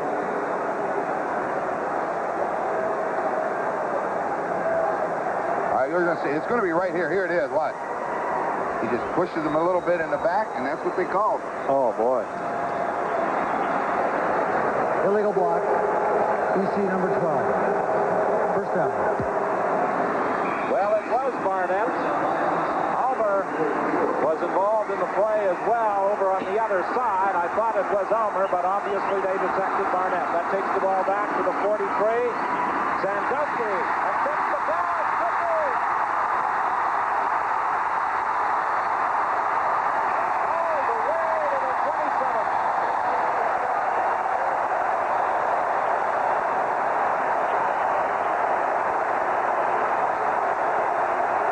Jim Sandusky turned David Shaw inside out after he made the catch. Well, we talked about this before, Ron. When you throw that ball to the outside like that, that guy that comes up from the outside got to make sure that he stays on his feet and don't try to kill a guy with a tackle. Just grab a hold of him. He slipped, fell, and as a result, Sandusky almost scored. 1st and 10 from the 27. Roy DeWalt throwing deep for Ulmer. Touchdown!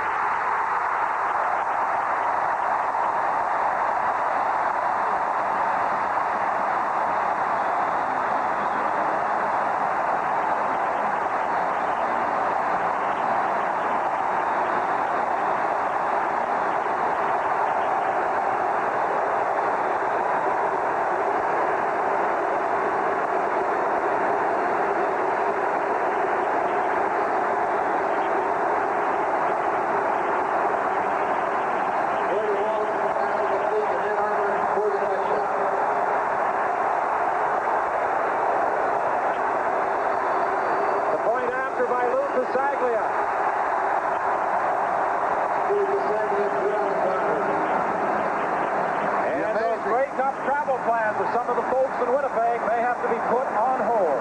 This is his own defense. Ken Haley had him covered, but watch this. He just ran to the football, great concentration, pulls it down. A zone defense, and they beat it deep.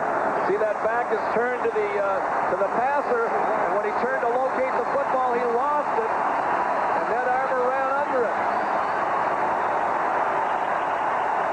He turned the wrong way looking for the football. Of course, there's one more thing. DeWalt has thrown the ball pretty well today, too. Well, I don't think I've ever seen a quarterback throw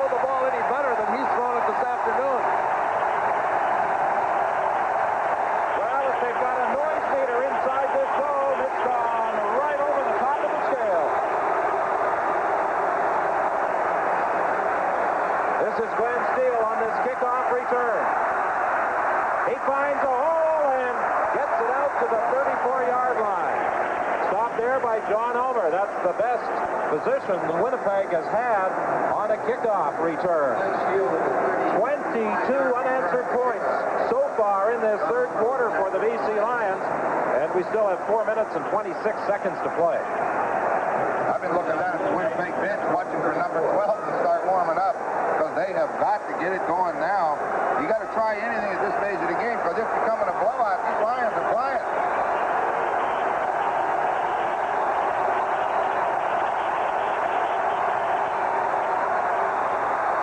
Incomplete. Over the middle, intended for Jerome Erdman. And the linebacker in the middle, Tyrone Cruz, had dropped back to defend. Winnipeg's pregame plan was to exploit that middle. They felt that the British Columbia Lions, who run that safety blitz a lot, might be vulnerable in that particular area. Well, the Lions have made some adjustments, because every time they've tried to throw in there, there's been somebody there, so somebody's done something right. Second and 10 from the 34. Almost intercepted.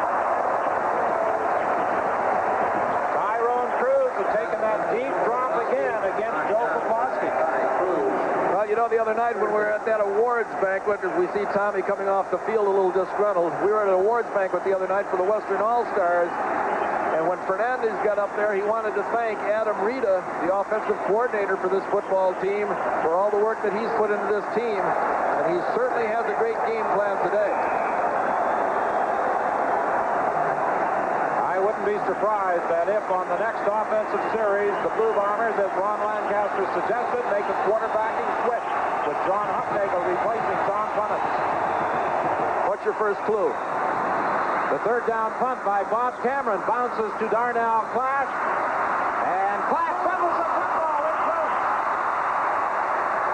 And it bounces back to the 20, where the BC Lions' Nelson Martin recovered. Well, I was watching down there because Tom just hasn't been able to get this offense going, and it's not his fault. I'm going to give the credit to the BC Lions defense. But when you're in a one-game shot as a Western Clown, you have to try anything you can at this stage of the game. You are looking right now at a heck of a deficit up there, 39-16.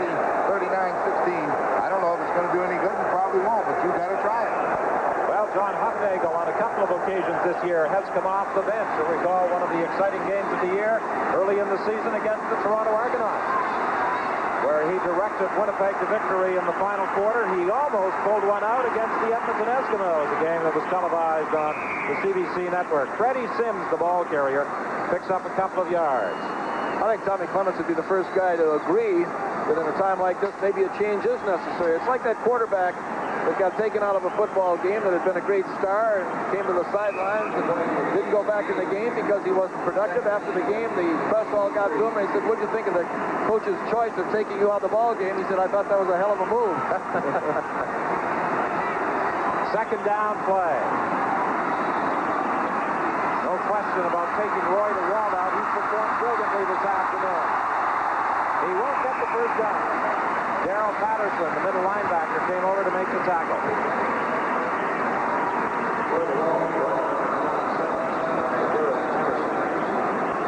Roy DeWalt has thrown that ball as effectively this afternoon as I have seen him at any time this season. And there were many who felt that without his favorite target, Mervyn Fernandez, to throw to, that he might have some problems. But DeWalt has responded to the pressure and has just had a fantastic day. 59,478, a complete sellout here at the stadium at BC Place, watching this Western Championship, and the majority of them, all BC fans, enjoying every moment so far. Glenn Steele at the 40-yard line on this group beside the punt return, got to the 45 and then was driven back. No, Tom Clements is going to stay in at quarterback, even though John Hufnagel warmed up with 1:54 remaining in this third quarter. Clements continues to direct the attack. I don't fully disagree with it, mainly because, Clements is the starter. He's going to get one more chance. He's got a minute and 54 seconds. If he can get a touchdown right now, things can work out. But if he doesn't there,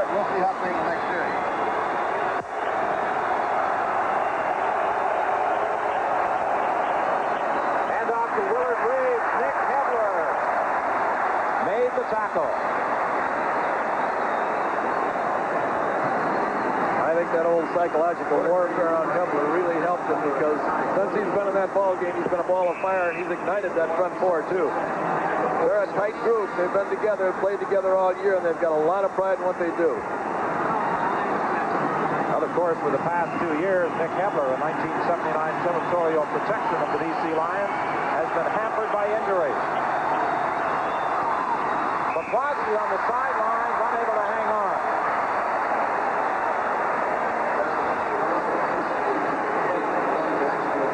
So it will be third down, Winnipeg, and again, the punting unit moves onto the field with 1:12 remaining in this third quarter.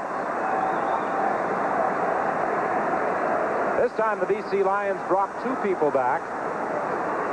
Larry Crawford is going to join Darnell Clash. For most of the afternoon, they have had just 1 man back, Darnell Clash, for third down punts by the Blue Bombers.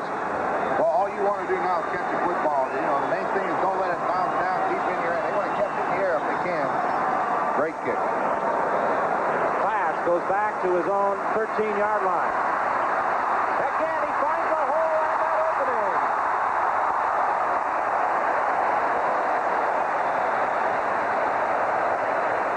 51 yards to kick by Bob Cameron, but Darnell Clash returned it 28 yards before he was caught by Ty Jones. Well, the amazing thing about this guy, Ron, is as much as he wiggles and as much as he dangles down that field, he's got one thing in mind, and that's holding onto that football, and he very seldom ever cuts it loose.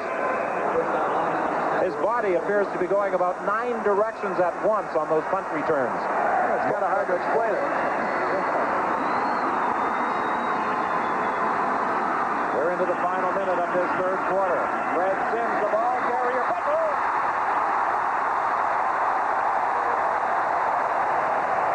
Finally stopped by Wiley Turner, but not before he got to the 44, a gain of 24. Well, in this third quarter, the BC Lions have really taken it to the Blue Bombers. They led by a single point after 30 minutes of play. Don, it's the result of years of frustration. A lot of people said they were always choke artists when it come to the big game at the end of the year, but right now they can feel it, boy, and they're making up for it. Fred Sims is stopped by Gary Moten, and that should be the final play of the third quarter. It is, and British Columbia Lions are 15 minutes away from a trip to the Grey Cup. From bad to worse for the Winnipeg Blue Bombers. Brent Brissett is now on the bench. He has crutches. It is torn ligaments in his right knee. Not good news for Brissett or the Bombers, Don. Indeed, it is not, Steve, and Brissett was injured on the final play of the first half on that 84-yard return by Scott Flagel of a wide field goal attempt. Brissett is a backup to that defensive line. To start the fourth quarter, it's 2nd and 2. And Fred Sims has a first down and continues charging into Winnipeg territory to the 23-yard line. It's a great run by Sims, but once again, John Henry White, all he does is come up and block down. When he takes the inside charge, he just bounces outside. What's the job he does? John Henry White, bang, makes the block. Sims sees it, then he just outruns Darrell Patterson to the outside. And run he did. Boy, he's got some strength, too, breaking those tackles. John Henry White on the first down play. Gets inside the 20-yard line. He's stopped there by Ken Haley. Henry White to the 16, a gain of 7, 2nd and 3. The BC Lions this year compiled the best record in the Western Conference. 13 wins, 3 losses to gain this home field advantage. And they are making the most of it. They lead by 23, an explosive third quarter, propelling them into that big advantage. Freddie Sims carries again down to the 15-yard line, stopped by Stan Mikawas. And now on third down, the Lions send in the field goal unit. Initially, it appeared as though they might be gambling on third down, but Coach Don Matthews has opted to let Lou Pasaglia attempt to split the uprights.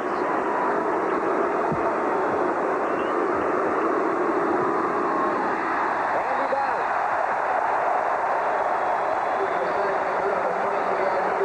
42-16 is the score with 13:27 left to play in a BC-controlled championship game.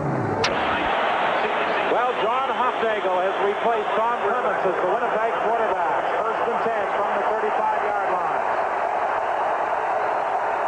The Penn State product pitches to Jeff Boyd on the reverse. And he attempted to reverse his field, but Glenn Jackson was having no part of it. See, that's a good job by that BC Lions defense. What they did not allow him to do is get to the outside. They made him stay in there where those pursuit or somebody would get him. Don't let him outside. That's dangerous. Second and 4. A dejected Tom Clements, with arms folded, observing from the Winnipeg bench as his replacement. John Hofnagel now directs the attack. He tried to throw for Joe Pekowski, incomplete. Winnipeg will be forced to kick. And it's a good thing he threw it too far, because if he throws it on the money, Larry Crawford's got it gone the other way. He had great coverage on him.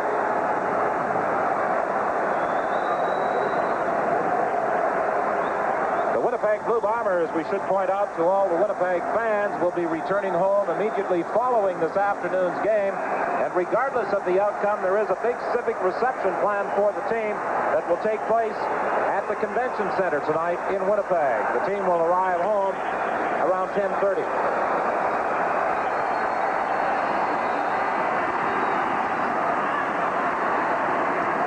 Larry Crawford takes the third down kick by Bob Cameron and is tackled by Sean Keogh.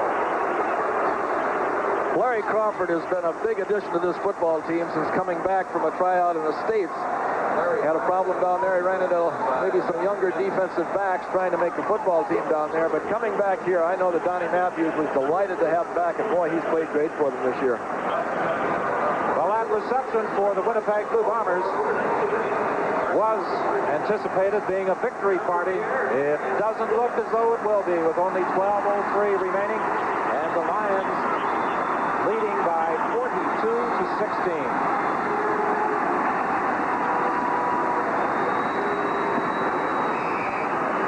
Sims is stopped at the 41-yard line. We should also point out for all football fans in Toronto, a trip to the Grey Cup in Montreal by train. A special package that will take Toronto area football fans to Montreal by via rail. That includes train fare and your ticket to next Sunday's Grey Cup final at Olympic Stadium. Contact via rail in Toronto for more information. Fred Glick, who replaced Cal Murphy on the sidelines for the first game these two teams played at Winnipeg Stadium on the 6th of October, following the injury or the heart attack that hospitalized Cal Murphy. The pass intended for John Henry White. He was stopped by Gary Moten. The ball bounced away from John Henry White. There was also a penalty flag.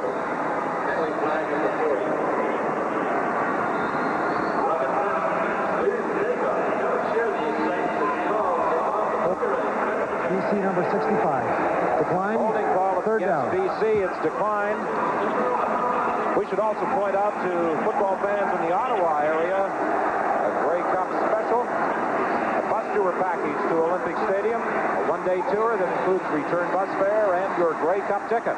Contact the Ottawa Rough Rider office for more details. And for those of you who won't be in Montreal, we hope you'll be joining us on CBC television for all the excitement of the Grey Cup game, the pregame show, the game itself, the Grey Cup parade, and it all begins with the Shenley Awards on Thursday night.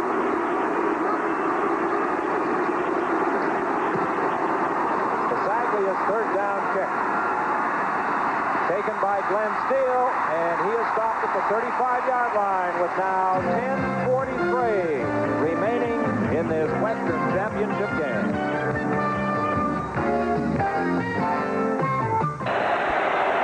That's the amount of time standing between the British Columbia Lions and a trip to Montreal next Sunday afternoon for Grey Cup 85.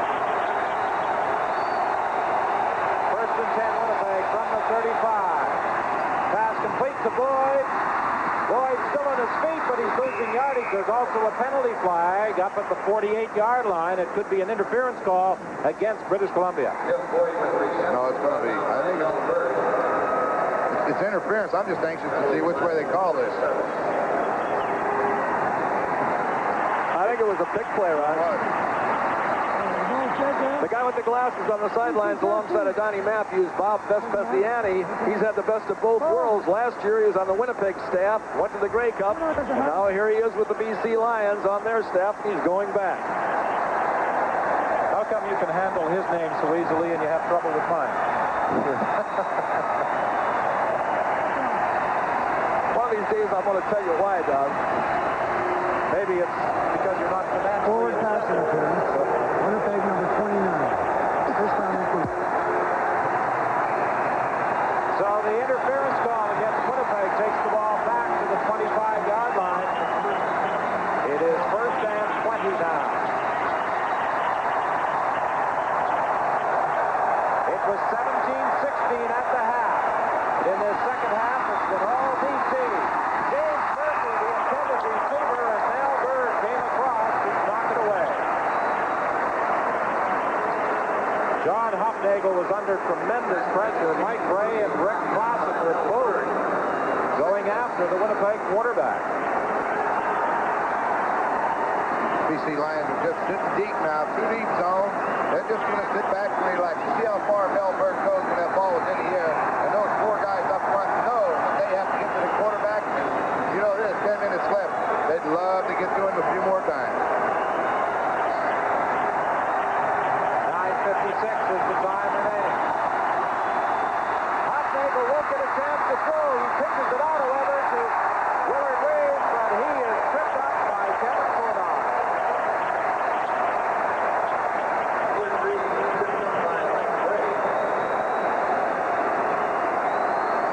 Well, a party atmosphere prevails under the dome with now 9:40 remaining. And the football heroes on the West Coast totally in control of this Western Championship. Boy, there's nothing as satisfying as waiting a long time for something. I know the Argonauts felt that way a couple years ago when they went after 31 years. And it's been a long time in between drinks out of that Grey Cup for the BC Lions, too.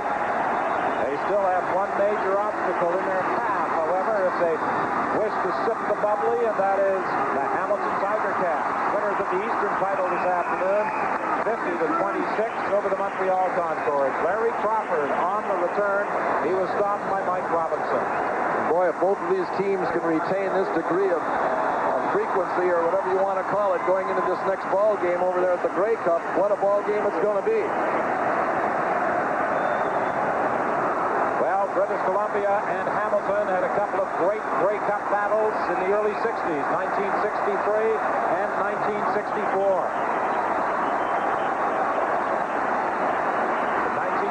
Right here at Empire Stadium. Hamilton won the Grey Cup. 1964, the Lions defeated Hamilton in a game played in Toronto. Roy DeWalt dropped by Hassan Abubakar. A loss of 5.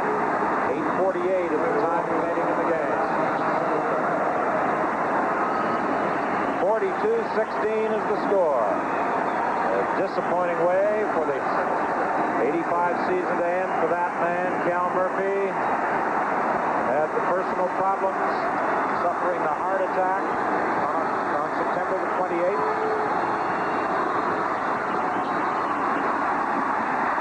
Pass is incomplete, intended for Pancratz. He's protested, or at least one of the BC Lions is, that Pancratz had possession. The official ruled otherwise. Well, the hit he took from James West was an excellent thrown football by DeWalt into the hole, but just as the ball arrived, West arrived. What's the hit?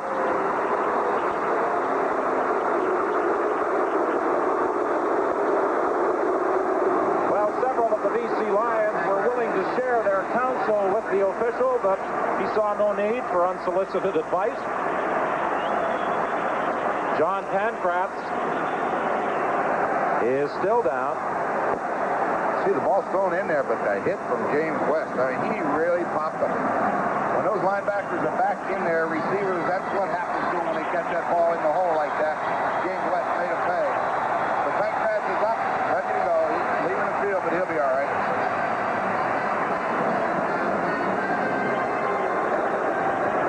And this time, the lone punt return man is Glenn Steele, and the Winnipeg Blue Bombers, it would appear, will be attempting to block this third down punt by Lou Pasaglia. They'll be going after it. There's the charge, but Pasaglia got the kick away. The ball bounces to Steele at the 30. He's taken out of bounds by Bruce Barnett. 7:50 is the time remaining. The BC Lions lead it 42-16.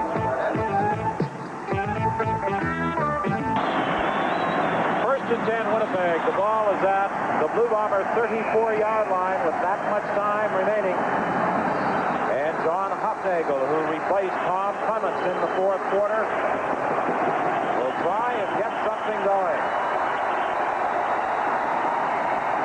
However, he faces an enormous task here at the stadium at BC Place, trying to combat both the Lions and the crowd noise. Throwing for Poplawski, intercepted by Nelson Martin.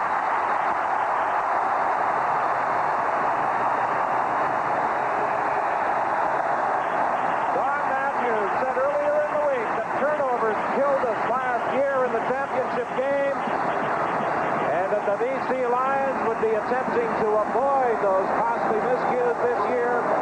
Turnovers have killed the Winnipeg Blue Bombers this afternoon.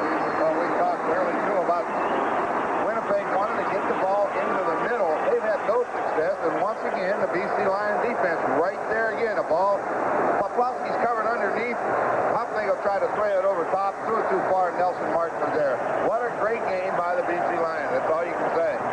Nelson Martin played it about as well as you can from a center fielder's point of view.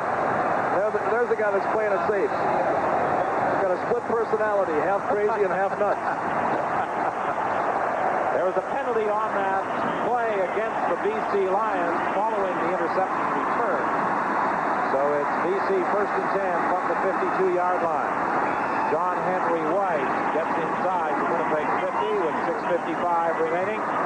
And the BC Lions, I think, at this point in the ball game, it's safe to say, are heading for Montreal with all the excitement of Grey Cup week, and you'll be able to follow the Lions and the Hamilton Tiger Cats as they prepare for the big game 1 week from today.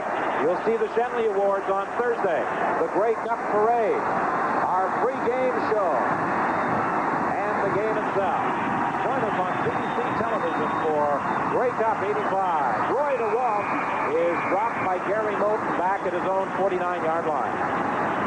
And I got one to throw at you. I have to say, right, that's what they've had to do today, is get those guys on the ball. The linebackers had to get doing a great job up front by that offensive line, and they're going to put Clements back in. Tom says, I can get us a touchdown. Well, while we're talking about exchanging quarterbacks on the Winnipeg side of the field, I think it would be an excellent time to exchange quarterbacks on the other side of the field.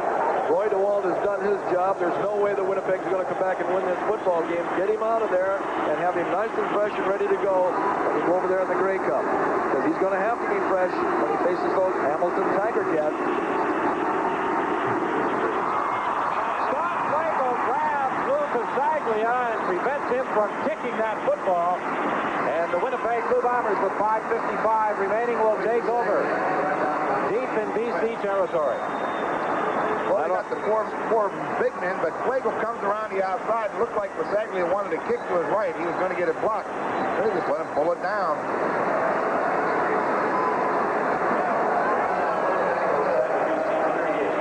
Well, we saw Tom Clements warming up, and Tom Clements has gone back in as quarterback for the Winnipeg Blue Bombers at the BC 39-yard line. To James Murphy. That hits screen. There's a penalty flag in the play as well, and Murphy is stopped at the 23-yard line. You're going to get a roughing the quarterbacks on, I believe it's Rick Clapton that wanted to hit Clements after the throw.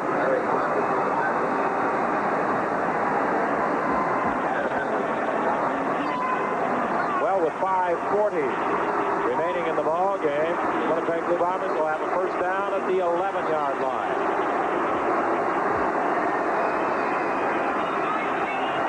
Major, roughing the passer, BC number 60, 90, number 90. And over at that British Columbia bench, we see Jim Cowan still not warming up, so it would appear that Roy DeWalt will stay in there. Into the end zone! Incomplete, intended for Poplawski. He was battling for that ball with the BC defender, Mel Bird, and neither could come down with it. Boy, Joe had it in his hands there, but he just couldn't get the handle on it. Mel Bird has played a strong game defensively for the BC Lions this afternoon. And it was Bird's kickoff return that ignited the second half explosion. Poplawski again, touchdown. No, he didn't get in. They brought the ball just outside the goal area.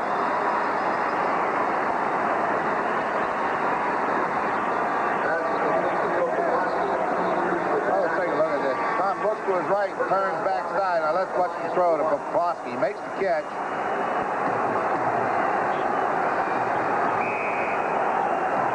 Well, he got it marked there, but I'm going to tell you right now, I'm giving him a touchdown from the referee. I didn't like the call. It will be first and goal from the 1-yard line.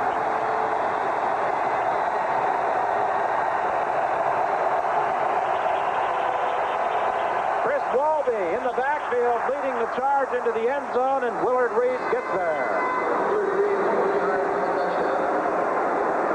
They lined up Chris Walby, normally a tackle, 6'7", 295 pounds, in the backfield with Willard Reeves, and he led him through the hole. Well, he will create a hole at that size. You hit up through there and just get that 290 pounds moving straight ahead, you have a chance. I'll tell you one thing, he moved about half of his linemen into the end zone along with the other guys. But that was a good touch by Cal Murphy to put Tommy back in the ball game. He gave John Huffnagel a chance to do something. Not to let Tommy stand on the sidelines and suffer the defeat all by himself standing on the sidelines. Put him back in, and it was very predictable when they got down there that Tommy was going to give it to Willard Reeves also. He's done an excellent job for them all year. Penalty flag on the play as the Bombers took too long in their two-point conversion attempt.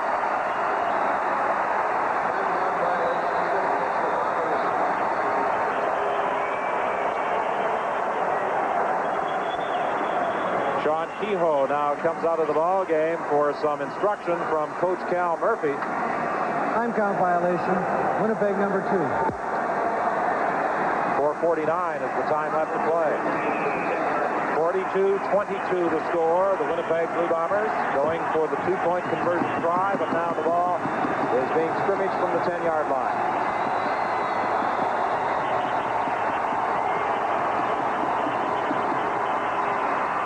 Intended for James Murphy, knocked away by Larry Crawford. The score holds at 42-22.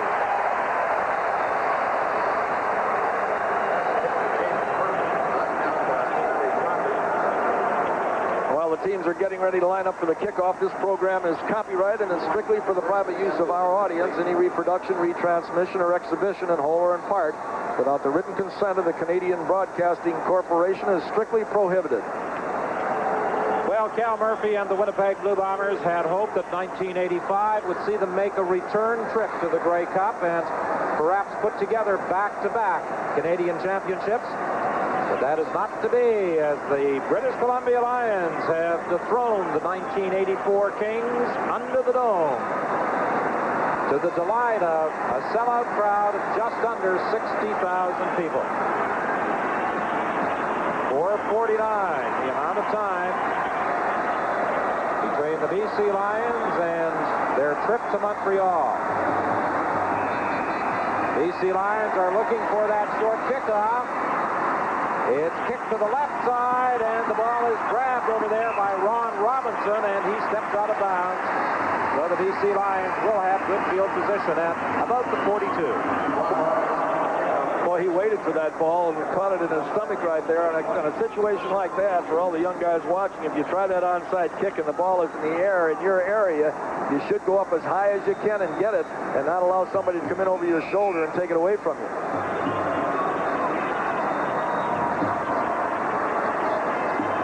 The Lions first and 10 from their own 42.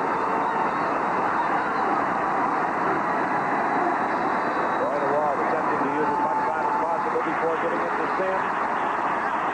And Sims gets to the 50-yard line. A gain of 8. It will be second and 2. The clock is running. 4:18. And the fans here at the Dome and over at that BC bench keep an anxious eye on that clock over these final few minutes. But I don't think there is anything that is going to deprive them now of a Western championship.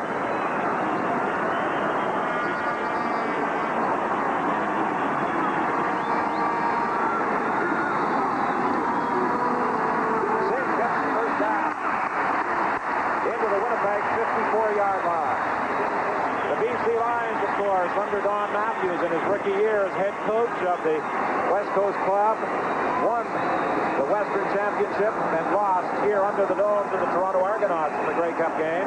Last year in the Western Final here under the Dome, they lost to the Winnipeg Blue Bombers. But this year, third time, proved to be lucky for Matthews and company. They will be heading to Montreal's Olympic Stadium next Sunday afternoon. Hit screen to Sandusky, a couple of good blocks.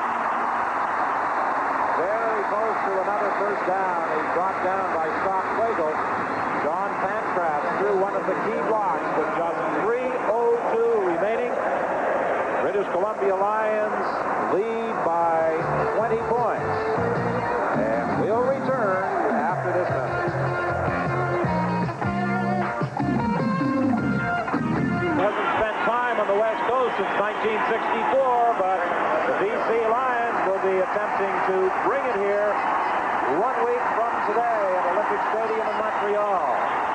They are heading to La Belle Provence to do battle with the Hamilton Tiger Cats in Grey Cup 85. Stan Mikolaus is there to bring down Freddie Sims. Don't you think that King Clancy and Harold Ballard are cranked up for that ball game coming up? It's been a great weekend for Harold Ballard. His Maple Leafs finally won a hockey game last night, and then his Ticats blew out the Montreal Concords this afternoon. Well, there's a lot of controversy over the Maple Leaf Hockey Club this year, but Don, I seriously think that they're going to come ahead and make the playoffs and be a lot better team than people think they are. I didn't know you were a hockey fan as well as a hockey expert. Absolutely. Most of my life skating on thin ice. The measurement reveals a first down for the BC Lions with now 2:32 left to play.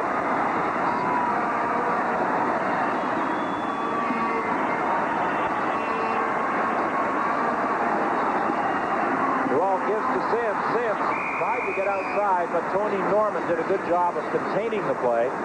He was able to shuck the block of John Henry White. I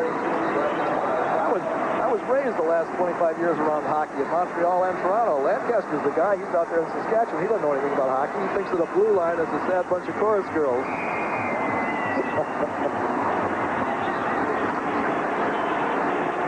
Second and 13 as Norman dropped Sims for a loss of 3. Sims has had a good day. 22 carries for 117 yards.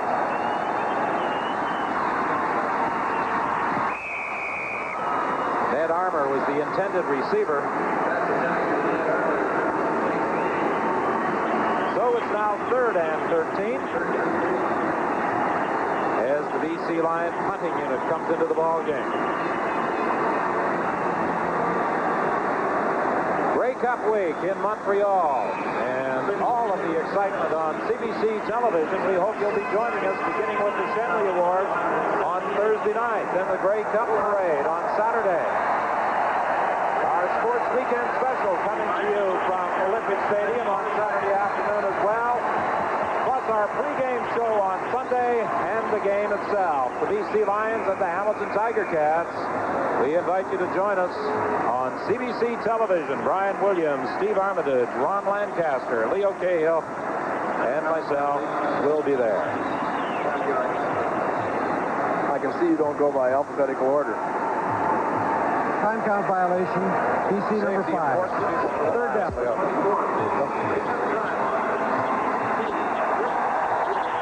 Time count violation, moving the clock to 1:58. This will be a field goal attempt from his own 45. No, he wasn't even trying to hit it towards the upright. He was simply trying to angle it out of bounds, and there's a penalty flag on the play as well.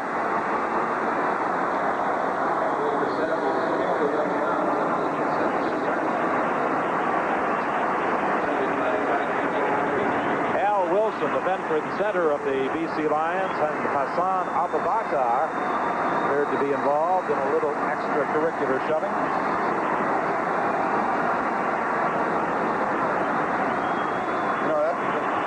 By Matt. There's no way he was trying to get the field goal. He was just getting away from that block punt possibility, kicking quick out of bounds.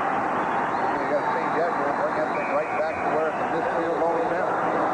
Well, Al Wilson has won a Shenley Award. He's been on a Western Championship team. He's been an All-Star. But he has never captured that one big prize, a Grey Cup.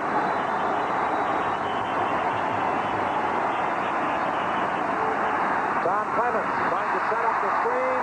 Incomplete, intended for Sean Kehoe. And don't you know, Don, that when they go to that Grey Cup and they play for that Grey Cup win, there's money involved for all these players, but the big thing that they all want to do is get that ring. They all want to wear the ring of the Grey Cup champion. A lot of guys that give the money up to wear the ring. 42-22 is the score. It was 17-16. The Lions in the lead to start the third quarter, but then that 59-yard kickoff return by Mel Bird got them rolling, and they just did not quit. James Murphy takes the throw. He is stopped short of the first down at the 20-yard line.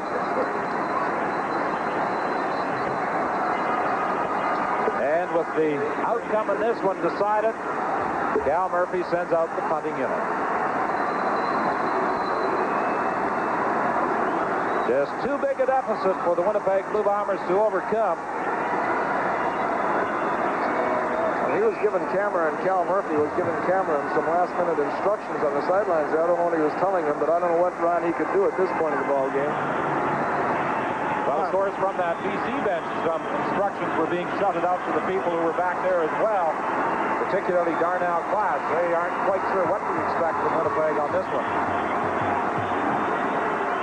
A direct snap to Willard Reeves, and Willard Reeves will get the first down out to the 25-yard line. Well, now we know what they're sending the word in for. Now, one thing about Cal Murphy, he's not going to quit until it's all over.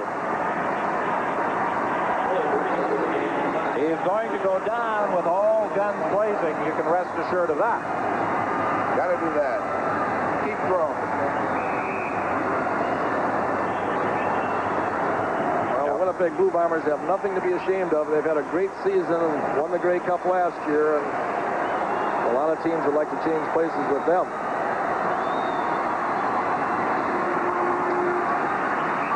One of the problems the Blue Bombers have had this afternoon, right there, they have been unable to establish a running game. Well, I thought the only thing we would see today would be some play action passes to Willard Reeves off the fake run, because you are not going to run on the line. Well, that sign may be a little premature, and the Hamilton Tiger Cats may have something to say about where that Grey Cup rests in 1985. Cats, winners of the Eastern title today, have been a solid football team the last half of the season. Sean Kehoe running for the end zone. He is caught by Mel Bird.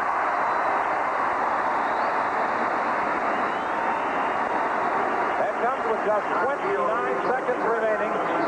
John Kehoe, a gain of 54 yards. A little screen, sprint left by Clemens, and he throws back to the screen. You see the lineman coming out. He gives a good block. Now it's his speed. He's got good speed here, but Mel Bird has better. Watch him come into the picture. Just pull him down. Come right back with it again.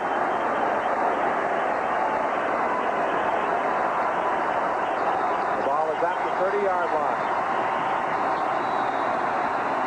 The draw play with Willard Reeves. And he is stopped at the 21. Cal Murphy just called timeout to the sideline with just 13 seconds remaining, and the party has begun. It actually started about 15 minutes ago as far as playing time is concerned, when the Lions exploded for those 22 points in the third quarter. It was game, set, and match. Boy, sure was. You can't say enough about the BC Lions today. They came out in that third quarter and set the tone on that kickoff return by Mel Bird. And ever since then, it's been an uphill struggle for Winnipeg. You see a little handshake exchange there between the head coach and Nick Hebler. All is forgiven on a day like this.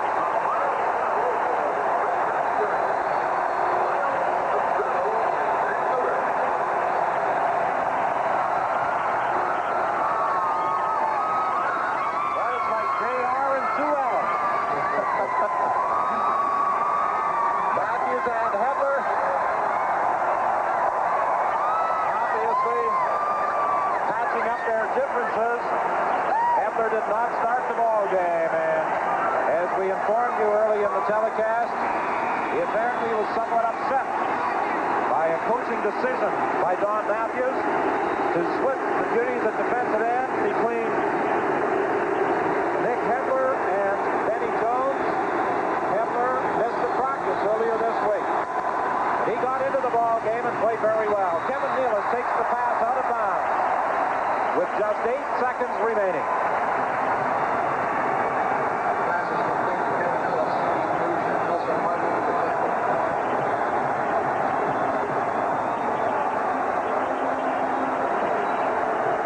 BC Lions, as a result of their first place finish, had the bye into this Western Final. And as is so often the case, they were a little slow in getting started. But when they got the motors revved up, they roared up and down the field in the third quarter particularly. End zone pass intended for Jeff Boyd, incomplete. One more play remains. 3 seconds show.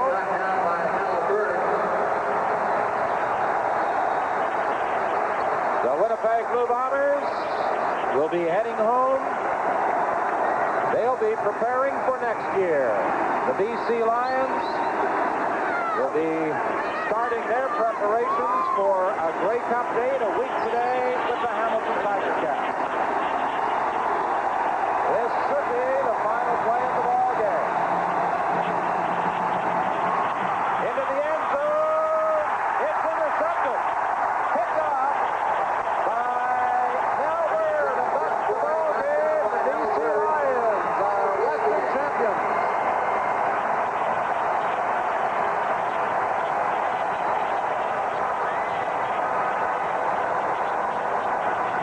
A capacity crowd here under the dome at the stadium at BC Place, roaring its approval, and well they should. The BC Lions really took it to the Winnipeg Blue Bombers in the third quarter, despite the absence of that man, Mervyn Fernandez, who led the team this year in receptions with 95 and in touchdowns with 15.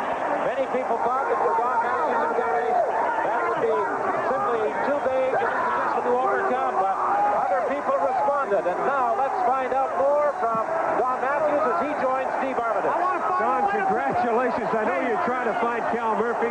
Congratulations on a big win. Thanks a lot. That's really a super football game. Hey, Don Matthews congratulating me.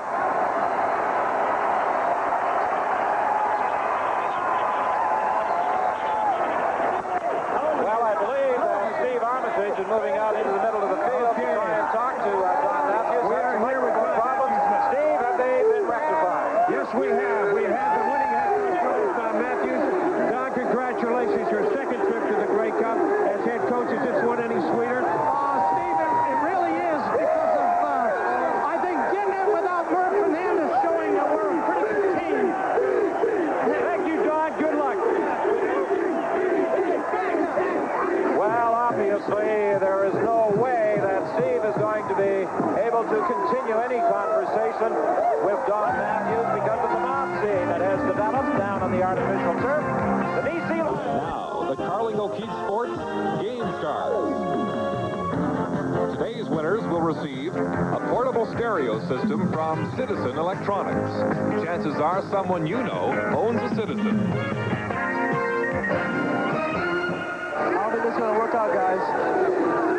Well, hopefully, amid the din and celebration, our Game Stars will be able to hear us. Roy DeWalt and Darnell Class, congratulations. Thank you. Roy, an outstanding ball game. Thank you. I know it's going to be very difficult, and it is almost impossible with all those people down there. And, Roy, we apologize for the inconvenience down there, and we're going to let you head off to the safety of the dressing room. Roy DeWalt and Darnell Class are defensive and offensive Game Stars. Roy DeWalt with a brilliant passing performance here, despite the fact that he did not have his number one receiver, Mervyn Fernandez, and Darnell Class really helped turn the game around a couple of times for the BC Lions, not only with his punt returns, but also with his two interceptions. And now Roy DeWalt and Darnell Class, to avoid the mob scene, and it is unfortunate that this type of thing does develop at the conclusion of a ball game, have climbed up onto our camera platforms to get away from the crowd. Well, it's a frightening thing to be down there on the sidelines, and you know those fans, they want to get in there and get as close as they can to these players, but a lot of times when you got hundreds of bodies in there, you have a real good chance of somebody stepping on your foot or knocking you down or something like that. They don't want that to happen. Well, motorized transportation being provided courtesy of our ground level cameraman for Roy DeWalt as he heads to the safety of the BC